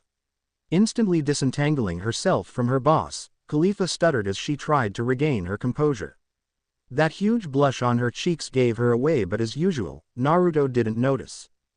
You're just so fun to tease, Khalifa-chan. Laughing, Shaki took one note from the stack that Naruto left on the bar and threw the rest back at him. Alright, get going. Go find your lover girl. Holy crap, did you only take 100 berry from me? Well, you are a regular after all. Smiling softly, Shaki gave him a short pat on the head. Besides, the scene I saw just now was more than enough payment. You take good care of this little cutie, you hear me? Mo, Shaki-san. That blush just got even redder. Raising an eyebrow, Naruto chuckled nervously. Okay, you're starting to sound like Suruba now. What are you planning? Did you hear? Arlong seemed to have escaped from Fishman Island with help from his little brother. The smile on her face never changed, as though the news she just gave was of no importance. You know, I've always wondered how you females seem to know everything. First Suruba, Hina, and then Khalifa. But now you too. The only reason he knew it was because he had just returned from a visit there, where he had a chat with Otahime and Jinbei. He had come straight back to shore after that, and needed a drink, so he visited Shaki's rip-off bar, but it had been less than 2 hours since he got the news. Oh, don't you worry about that, we women need to have our secrets. It makes us all the more desirable. Cue one-eyed Y wink. Okay, stop, you're giving me goosebumps. Khalifa-chan, you don't have any secrets from me, right? Surely no. Turning around, wanting to prove his point, he moved towards his favorite subordinate, right? Oh, of course not. I have nothing to hide. Then why are you averting your gaze every 2 seconds? An exasperated expression filled his face as he sighed. I guess you're right, Shaki. Haha, I'm always right. Now shut up and get going. Alright. Hey, wait a minute, why did you tell me about Arlong? Do I need to look out for something? Things are changing, Naruto-chan. You need to stay alert at all times, savvy. Blowing a smoke ring with ease, Shaki stared at the confused blonde with amused eyes. By the way, Rayleigh says hi. Ooh, where is that old guy? I've been trying to find him to teach me how to use that hockey thing properly. Only you, Naruto-chan, with all that power within you without knowing how to use it. Hey, that's not very nice, pouted Naruto. It was the truth, and pretty much everyone knew it. His hockey control was horrible. No one knew why. He could easily use the 3 types, though Haoshoku hockey usually brought about disasters, but still he could use them. But they were quite faulty at times, choosing only to work around 5% of the time. Luckily for him, he still had his senjutsu and other stuff to fight with, making him still quite a formidable opponent. Adding that to his reformed Rokushiki moves, he could take on any of the 3 admirals and give them a good fight. Sennin Chakra allowed him to hit Logia users, but Dr. Vegapunk had told him multiple times that it wasn't as useful as hockey. Hockey was an extension of one's willpower, one's inner energy, and while Sennin Chakra represented inner energy, it lacked the component of one's will. It was merely one's connection to nature, using energy that had to be given back. In a battle with Aokiji, it was discovered that normally with hockey, Naruto should have been able to punch him completely, making him sustain damage, but since he only used Sennin Jutsu, he kinda punched half of him, before the powers faded and his Logia status kicked in, rendering that physical attack useless. It hurt for like 2 seconds before it disappeared, just like other normal attacks. Now this was a problem, and Naruto had tried to train it for ages, but with no success. It was then on Sabayati Archipelago, where he was having a quick snack at Haki's takoyaki store. How an octopus can be fine with making takoyaki he would never know. Takoyaki equals fried octopus, that he met Rayleigh once again. He had no idea this old man would be on the island. The last time he saw him was 13 years ago, where he had that raid on Mariajoy with Fisher Tiger. He had left the care of those Kuja females in his hands, along with that tiny Kuja woman and Shaki. So they started having a drink together, talking about old times, and then Naruto told him of the problems he was having, and Rayleigh volunteered to help teach him. It was unnerving to think that the Dark King would actually help a marine with his skills, but then again, Naruto didn't think like normal people did and accepted his help without hesitation. It would seem that the old man was currently out on some sort of trip, which would explain why it was so quiet in Shaki's bar. With the 2 of them around, it was much livelier and much more dynamic. Naruto-sama, it's time. With a short bow to both Naruto and Shaki, Khalifa quietly retreated from the room, leaving the 2 alone. Ah well, I guess I'll see you soon. Giving her a cheerful wave, Naruto left as well. Yane. Staring at his retreating back, the woman took a drag of her cigarette, before letting it out in a sigh. Yes, you will. See you in a few years, Naruto-chan. That smile of hers held a melancholy completely unlike the teasing one she had before. Knowledge was a dangerous power. Having it might put you at an advantage at times, but it could also break your heart. Sometimes, not knowing was a much better option. Live, Naruto-chan, live. Don't you dare let me down. I am your fan after all. X. Do we really have to do this?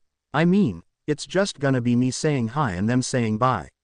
It's really not that hard to guess what they would say to me stepping onto Amazon Lily. I mean, It's called that for a reason.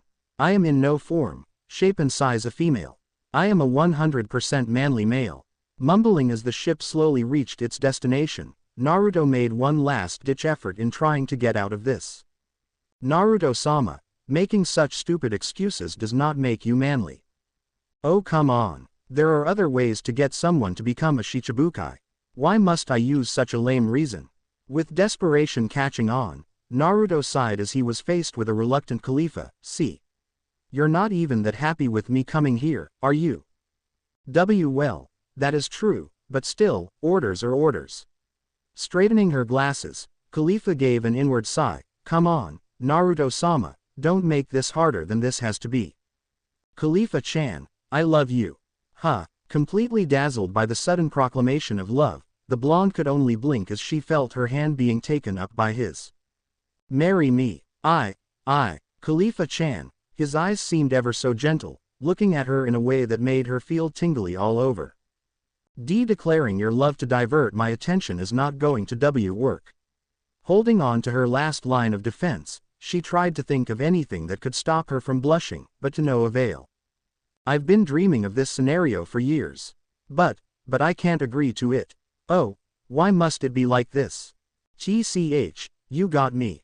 Did you just make that TCH sound? I knew it. Naruto-sama doesn't care about me at all. With tears slowly welling into her eyes, she spun around, ignoring her flabbergasted boss. Fine. Be that way. Go marry your precious Shichibukai. See if I care. Wah, she's not even a Shichibukai yet. And also, I said all that to you because I'm trying to get out of marrying her. Please, Khalifa, stop crying. Wrestling with his only female subordinate, he tried his best to get her to face him. Okay, I'm sorry, I was being mean back there for no reason. Please forgive me. Sniff, you're really sorry. Yes I am. You'll do anything to apologize. I didn't exactly say that, but sure. There aren't many things in this world I can't do, to be honest, hey. Rubbing his nose sheepishly, he gave her an appraising glance, but tried to keep it on the normal side. Things like, I want to fly, or I want you to kill yourself, don't count all right. Upon hearing that, Khalifa's sobs were replaced by tiny giggles. I would never ask such unreasonable things, Naruto-sama. Yes, I know, but just in case. Winking, he folded his arms. So, what do you want? I don't want anything right now. I'll keep this for when I need something in the future. What? That's sly, girl. Ah well, whenever you think of that something, just tell me. Giving her a short peck on the forehead, Naruto turned back to the front of the ship. Are we there yet? No, sir. God, ships nowadays, so damn slow. Hurry it up. But sir, we're traveling at max speed. Then you guys jump off and push it. Nani? What? It's an order. Hi. After a minute or so, Naruto gave a stage whisper to a red-faced Khalifa. I didn't think they would actually jump though. Are they stupid or something? He failed to remember the fact that he said it was an order, and orders from vice admirals had to be obeyed by anyone who's not a vice admiral, meaning all of them. You're not allowed to enter Amazon Lily, shouted the dark-skinned woman. Sweet as, all right people. Let's get out of here. Giving a shrug, Naruto turned on his heels and was about to leave when Khalifa pulled on his jacket. Just a minute, Naruto-sama. Do we have to do this? I mean, come on. The lady just told us that we vulgar, disgusting, pitiful, pathetic, carnivorous men cannot enter the island. I mean, what more do you want from me, Khalifa-chan? Crocodile tears are reserved for females, Naruto-sama. Hey, stop being so east. Us manly man can cry crocodile tears whenever we want, isn't that right, folks? Yes sir. Silence permeated the air, before Naruto exploded once again. What's with the yes sir? You guys should be happier that I'm speaking up for all you ungrateful idiots. I'm giving you an excuse next time to use crocodile tears to get out of dates with hot women. How can you not thank me for that? Snarling as he finished his sentence, Naruto then crossed his arms, waiting for the response he was looking for, only to find every single marine looking at him with the most pitiful expression ever, as if begging him to take back his words. It was a goddamn joke. Can't you guys learn when you should take things seriously? Get a life, damn it. Yes sir. Oh god, I'm surrounded by imbeciles. Rubbing his temple, Naruto then turned back to Khalifa. Are you really sure you want me to keep going with this? I'm hyperventilating. I'm actually talking to these idiots. I'm trying to make a really cold joke, but they don't get it, so that irritates me even more. Do you really want me to barge my way in there just to see Hancock? Mustering up as much of an evil aura as he could, Naruto glared menacingly at his former secretary. Hi, Naruto-sama, I'm starting to dislike you, Khalifa. Oh please, you say that every time I get you to do something you don't want to. Then you should start taking the hint and stop it. But I'm your secretary, Naruto-sama. This is what secretaries do. Shifting her glasses, she smiled gently. You can't get out of this. I have direct orders from Tsuru-sama. Oh alright. Turning back towards Kikyo, Naruto growled, I'll wait 5 minutes for you to send a message back to your precious hubby Haim, but if I don't get a reply that I like in that 5 minutes, then I'll have to use force. Are we clear? The entire atmosphere around him changed, giving off an air of solemnity that allowed no room for argument. The Marines around him instantly stood at attention and stopped their jokes and whispers. Uzumaki Naruto was in business mode, and everyone knew not to mess with him. The motto of Uzumaki-sama was, if you're gonna do it properly. What was the way to do it properly? Do it with skill, style and efficiency. You want to finish what you start in the shortest time possible with the most amount of success you can achieve. The Kuja woman trembled slightly as she was overcome by an oppressive sensation, threatening to swallow her whole if she dared utter a word of disagreement.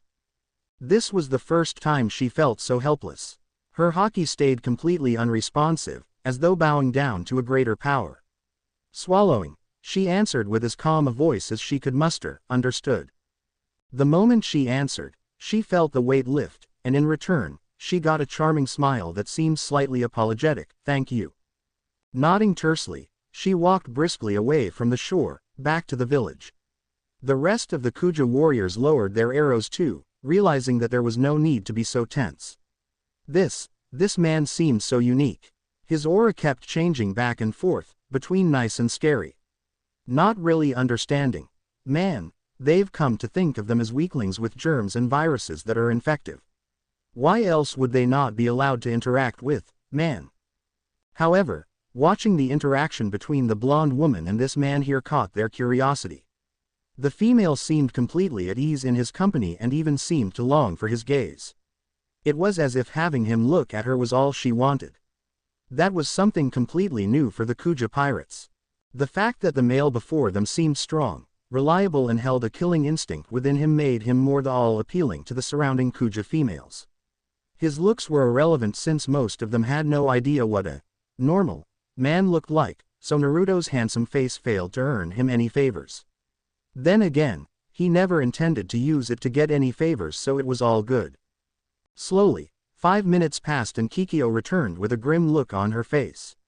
It wasn't quite what she expected, since Hebihime-sama did agree to this man entering the village, but only him. This made it quite suspicious since normally, their precious snake princess would ridicule the males by turning them into stone.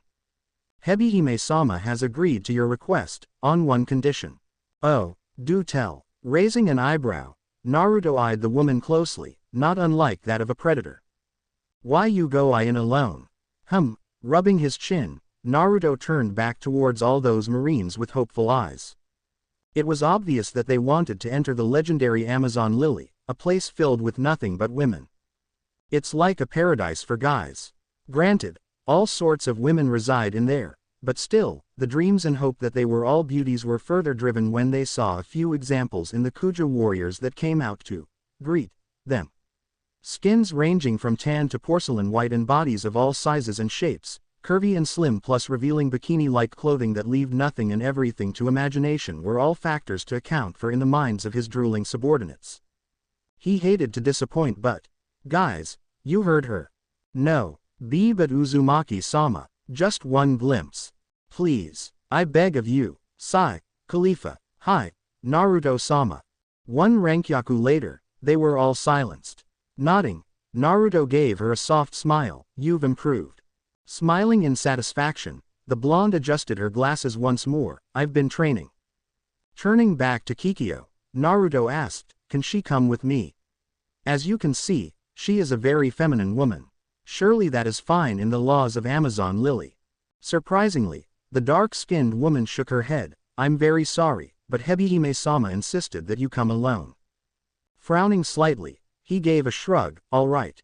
Lead the way." "Hi." Glancing at Khalifa, and seeing her send a slight nod his way, Naruto followed the Kuja warriors through the forest, into the mysterious village of Amazon Lily. I really don't see what the fuss is all about. Just because I barged in on you while you were getting dressed by your bed doesn't mean I have to die, does it? A very exasperated Naruto stood with his arms crossed in the middle of the arena. It wasn't like he intended to see her or anything. The woman outside told him that Hebihime will be with him shortly. Shortly means 1 or 2 minutes, maybe 5. Shortly did not mean 20. So he got up, and barged in. It wasn't his fault there were no guards around to stop him, not that they could have stopped him, but still, it was basically inviting him into the room. He pushed open the door, and there she was, half-dressed, bare feet, sitting by the side of the bed. Naruto rubbed his eyes once, before staring at the clock on the wall and turning back to her. "It's been 20 minutes and you can't even put a dress on you. Seriously." "Yes, our favorite blonde is very punctual, to the extent that scantily covered female body parts mean nothing to him." "Well, no, he's been around for a very, very long time, and taking into account the fact that he had already seen pretty much every single type of hot, cute, thin, supple female flesh there ever was to walk in this damn universe, he much preferred to get this Shichibukai business done before he started admiring the beauty of this world's hottest woman. Naturally, Hebihime didn't take too well to that and sent him a Mero beam.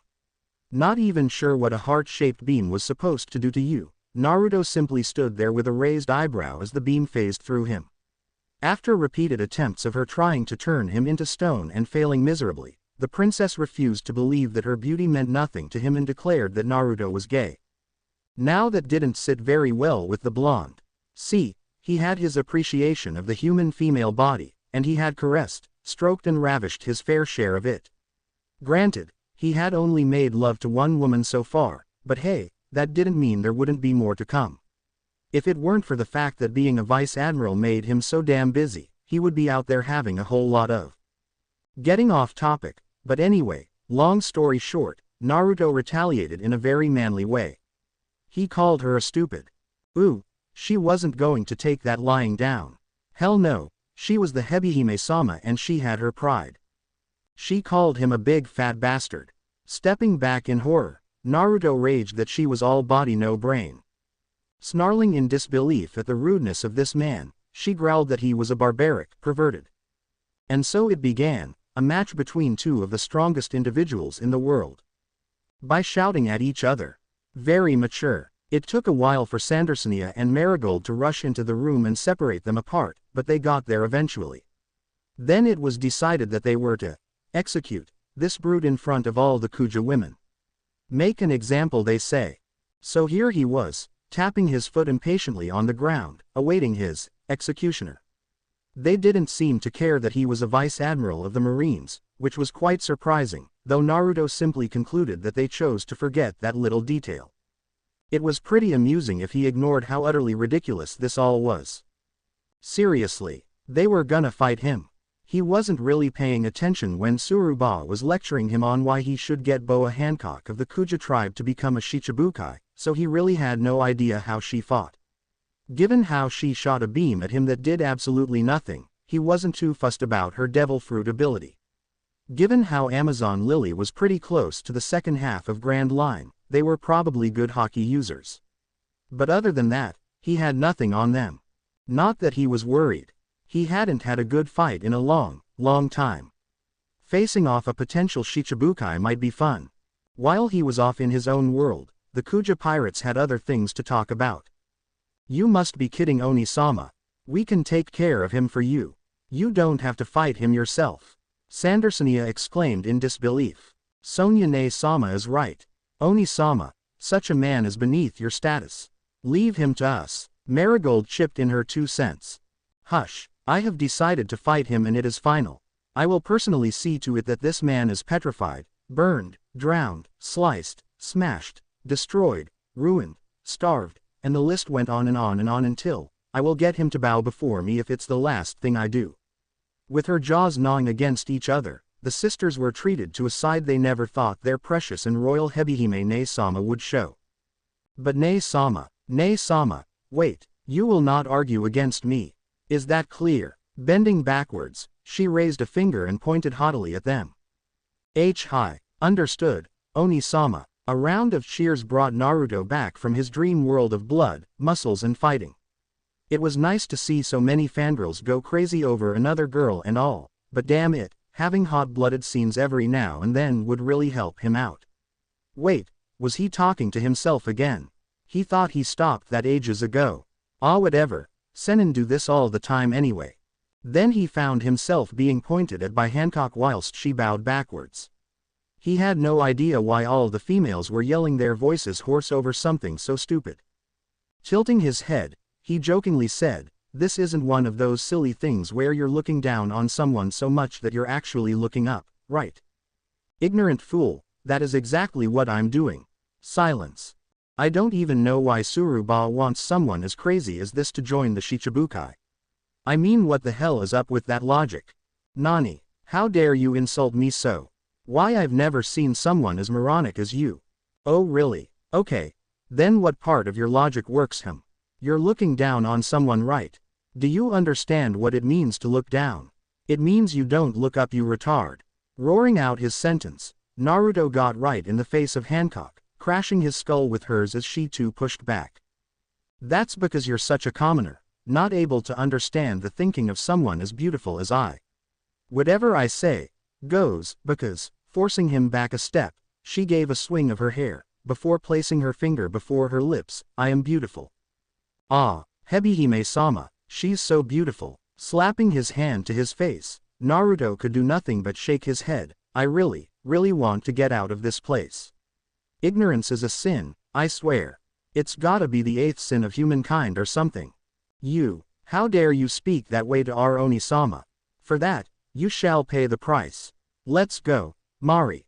Hi, Sonya Ne-sama. I just got talked to by a snake woman and a salamander woman. How can you even be sisters, God? There is something wrong with your DNA.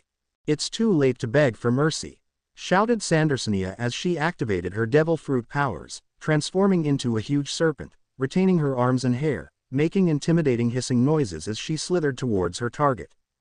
Prepare to die. Marigold, on the other hand, transformed into a fire salamander, though the fact that she didn't have legs kinda made it hard to decide whether or not she was really a salamander, but let's not be too fussy here. I'm not even begging. Oh God, kill me now, I can't take this anymore. Spreading his arms wide, he just stood there and waited. With their hair taking on the shapes of snakes, they launched their attacks respectively, preparing to end this disrespectful human's life. All the Kuja women in the stands were cheering their hearts out, waiting to see the man end up as nothing but a smear of blood. There's no way he can take on Sandersonia-sama and Marigold-sama at the same time. Die, you vile pig. Yeah, that's what you get for angering our Heim. Rolling his eyes, Naruto muttered, if I use Tekai, it'll be like Kumadori trying to fail at seppuku-ing himself. Rasengan seems like overkill, and I don't really wanna use Haki since I might end up destroying their minds and stuff. Ah well, stick with the basics. Ninpo. Konoha Ryu Ninjutsu Ugi. Ninja Arts. Konoha Style Ninja Techniques Ultimate Art. Forming a ram seal, Naruto then exclaimed in a proud manner. Kawarimi no Jutsu. Substitution Jutsu. In a poof of smoke he was gone. In his place stood Hancock, who had gone to sit down in her chair once Sonya and Mari started attacking. What the? Oni-sama, look out. Barely stopping their attacks, both snake sisters stood dumbfounded in the arena, frantically moving their heads around, trying to find the culprit, only to see him lounging in Hancock's seat. Man, Jiraiya would have laughed his ass off seeing me use AE rank Academy Jutsu on a hot woman like her. Should have used Hari Jizo to make it look like a bondage scene. That might have been fun too. Mumbling to himself as he scratched the back of his head, Naruto yawned. Wow, that attack was so strong, it almost looked like you guys were trying to kill me. We were trying to kill you. How did you get up there? Get back here now. How dare you sit in Onisama's seat? Shrugging, the blonde got up and started walking down. Well, I switched with her. Switch. Is that your devil fruit ability? Despicable. As expected of a man. Hancock, however, stayed surprisingly silent. Those eyes that held anger and resentment now changed to one of curiosity and surprise. All right, let's fight mano a mano. Huh. Mano a what? I meant one-on-one. Yeah, there's no Spanish in this world. Stupid me. Tried to be cool and failed miserably. High five Arrow Senin. Once more, the two snake women charged forth with their attacks. This time, you won't escape. We've cornered you. Shaking his head, he merely held up both hands, forming two very familiar orbs of swirling aqua, slowly growing in size as the two neared him. Well, here goes nothing. Double Rasengan. With a simple shunpo, he clashed with their attacks right on, easily overpowering them, sending the two of them crashing into the walls of the arena. Holy, how did he do that? He pushed Sandersonia-sama and Marigold-sama backwards. What were those blue balls he had in his hand? Unbelievable. Hancock, however, seemed shocked by that attack, her lips quivering as she took a step forward. Is it you? Starting at her sudden change in tone, Naruto raised an eyebrow. Huh. Hebihime ignored the quiet whispers that permeated the arena as the other females tried to understand why their precious Hebihime was talking to this man in such a pleading tone. 13 years ago, was it you? Her voice quavered slightly, her fist clenched above her bosom. Naruto blinked, before rubbing his nose as he ran through his memories. He didn't remember meeting Kuja. With his eyes widening, Naruto's frown instantly became a smile. No way. You were that. Yes, Hancock exclaimed as she stepped forward. So it was you. By this time, Sandersonia and Marigold have reverted back to their human form and came forth too, with great smiles on their faces. That move. We won't ever forget it. Oh yeah, I haven't used that move in ages. With the Marines, all I ever use is Rokushiki and other variations. I didn't think you girls will still remember the man in crazy outfit 13 years ago. We didn't think it was you at the start, but back then, Nyan-ba told us that the person who saved us was from the Marines. Shaki-san and Rayleigh-san too told us about you and how you actually came to save us, but they never told us your name. Hancock held her hands to her cheek. Shaki-san told us that it was a cute little boy, so none of us ever thought of looking for someone above the captain level. See, cute little boy. With black lines running on the side of his forehead, Naruto's sweat dropped. Really, nice one, Shaki. Way to advertise for me. But you were adorable back then. You were like 10 years old. Sandersonia exclaimed, her hands waving around as if to prove a point. Yes, I get enough of that already, but I'm now 23, so can we skip that? Hancock chuckled. You're just shy, aren't you? Sighing, Naruto shook his head. This is the woman who was calling me a brute a while ago. Giving him a soft smack on the arm, the snake princess cooed, hey, you weren't very nice too. Yeah, alright, now that we've got all that sorted, let me ask you the question I was meant to ask and then we can chat more. Oh yes, that's right. What were you here for?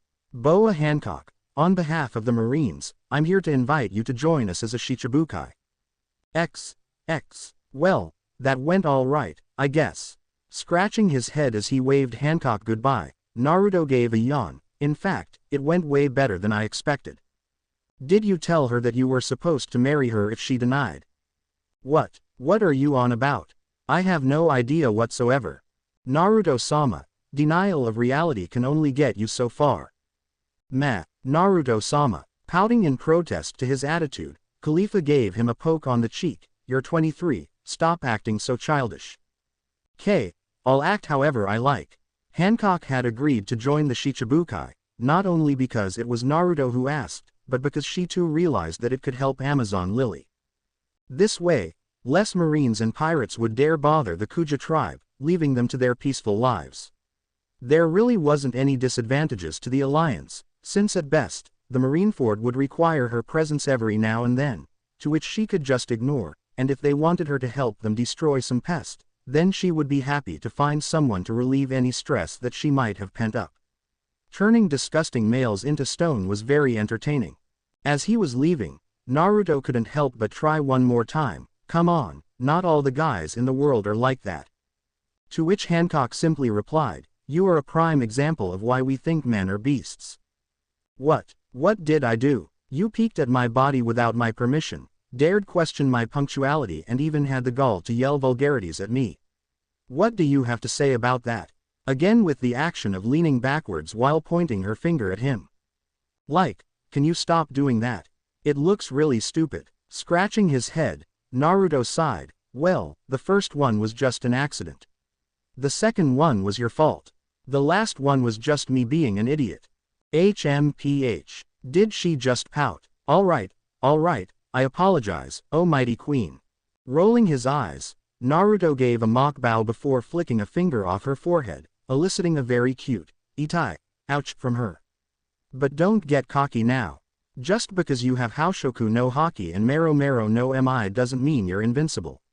Pulling her into a hug, catching her completely by surprise, he continued, "Take care of yourself, okay? Things will be changing very soon. I'll probably be caught in the middle of it all, so forgive me if I don't come visit for the next few years." Releasing her from his embrace, Naruto sighed, "I'll miss you guys." The next sight brought heart-shaped eyes to every single person who saw it, with the exception of Naruto of course. Hancock gulped, before slightly averting her gaze, with a dim blush on her cheeks, she said, "Betsu ni anata ga kite hoshi nato koto nai wa. Kono bare otoko ni. It's not like I wished for you to visit us, you brute. Haha, it's quite cute to see you do that Tsunere routine." Giving her a bright smile, Naruto boarded his ship. "All right then, since you don't really wish for me to visit, I'll try not to drop by so often." "Yane, Hancock. Wait, I didn't say that, I take it back." Waving her arms about frantically, her blush deepened as a frown developed between her brows. Must you always tease me so?"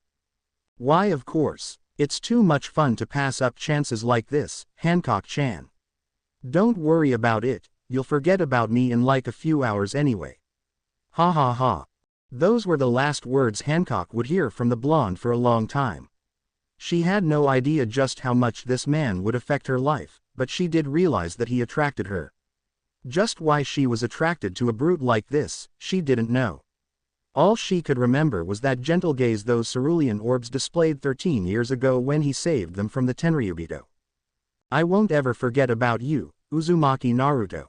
Those words were whispered and carried away by the wind, never reaching Naruto's ears even as he joked and laughed on the ship with the rest of the Marines. Such a carefree face, such a cheerful smile. Who would have thought of what would happen next? X. They were halfway to their destination, somewhere between Nayugashima and Marineford, when meteors began raining down on them. Balls of magma tunneling down from the sky, catching the attention of everyone on the ship. Screams of terror and fear ran across the deck as soldiers tried to escape from this natural disaster. Only Naruto knew that this was no natural disaster. Fuinjutsu, Shiho engine, sealing technique, four-sided fire force field. A bright blue barrier expanded from Naruto, easily shielding the entire marine ship from the blasts. TCH, what the hell?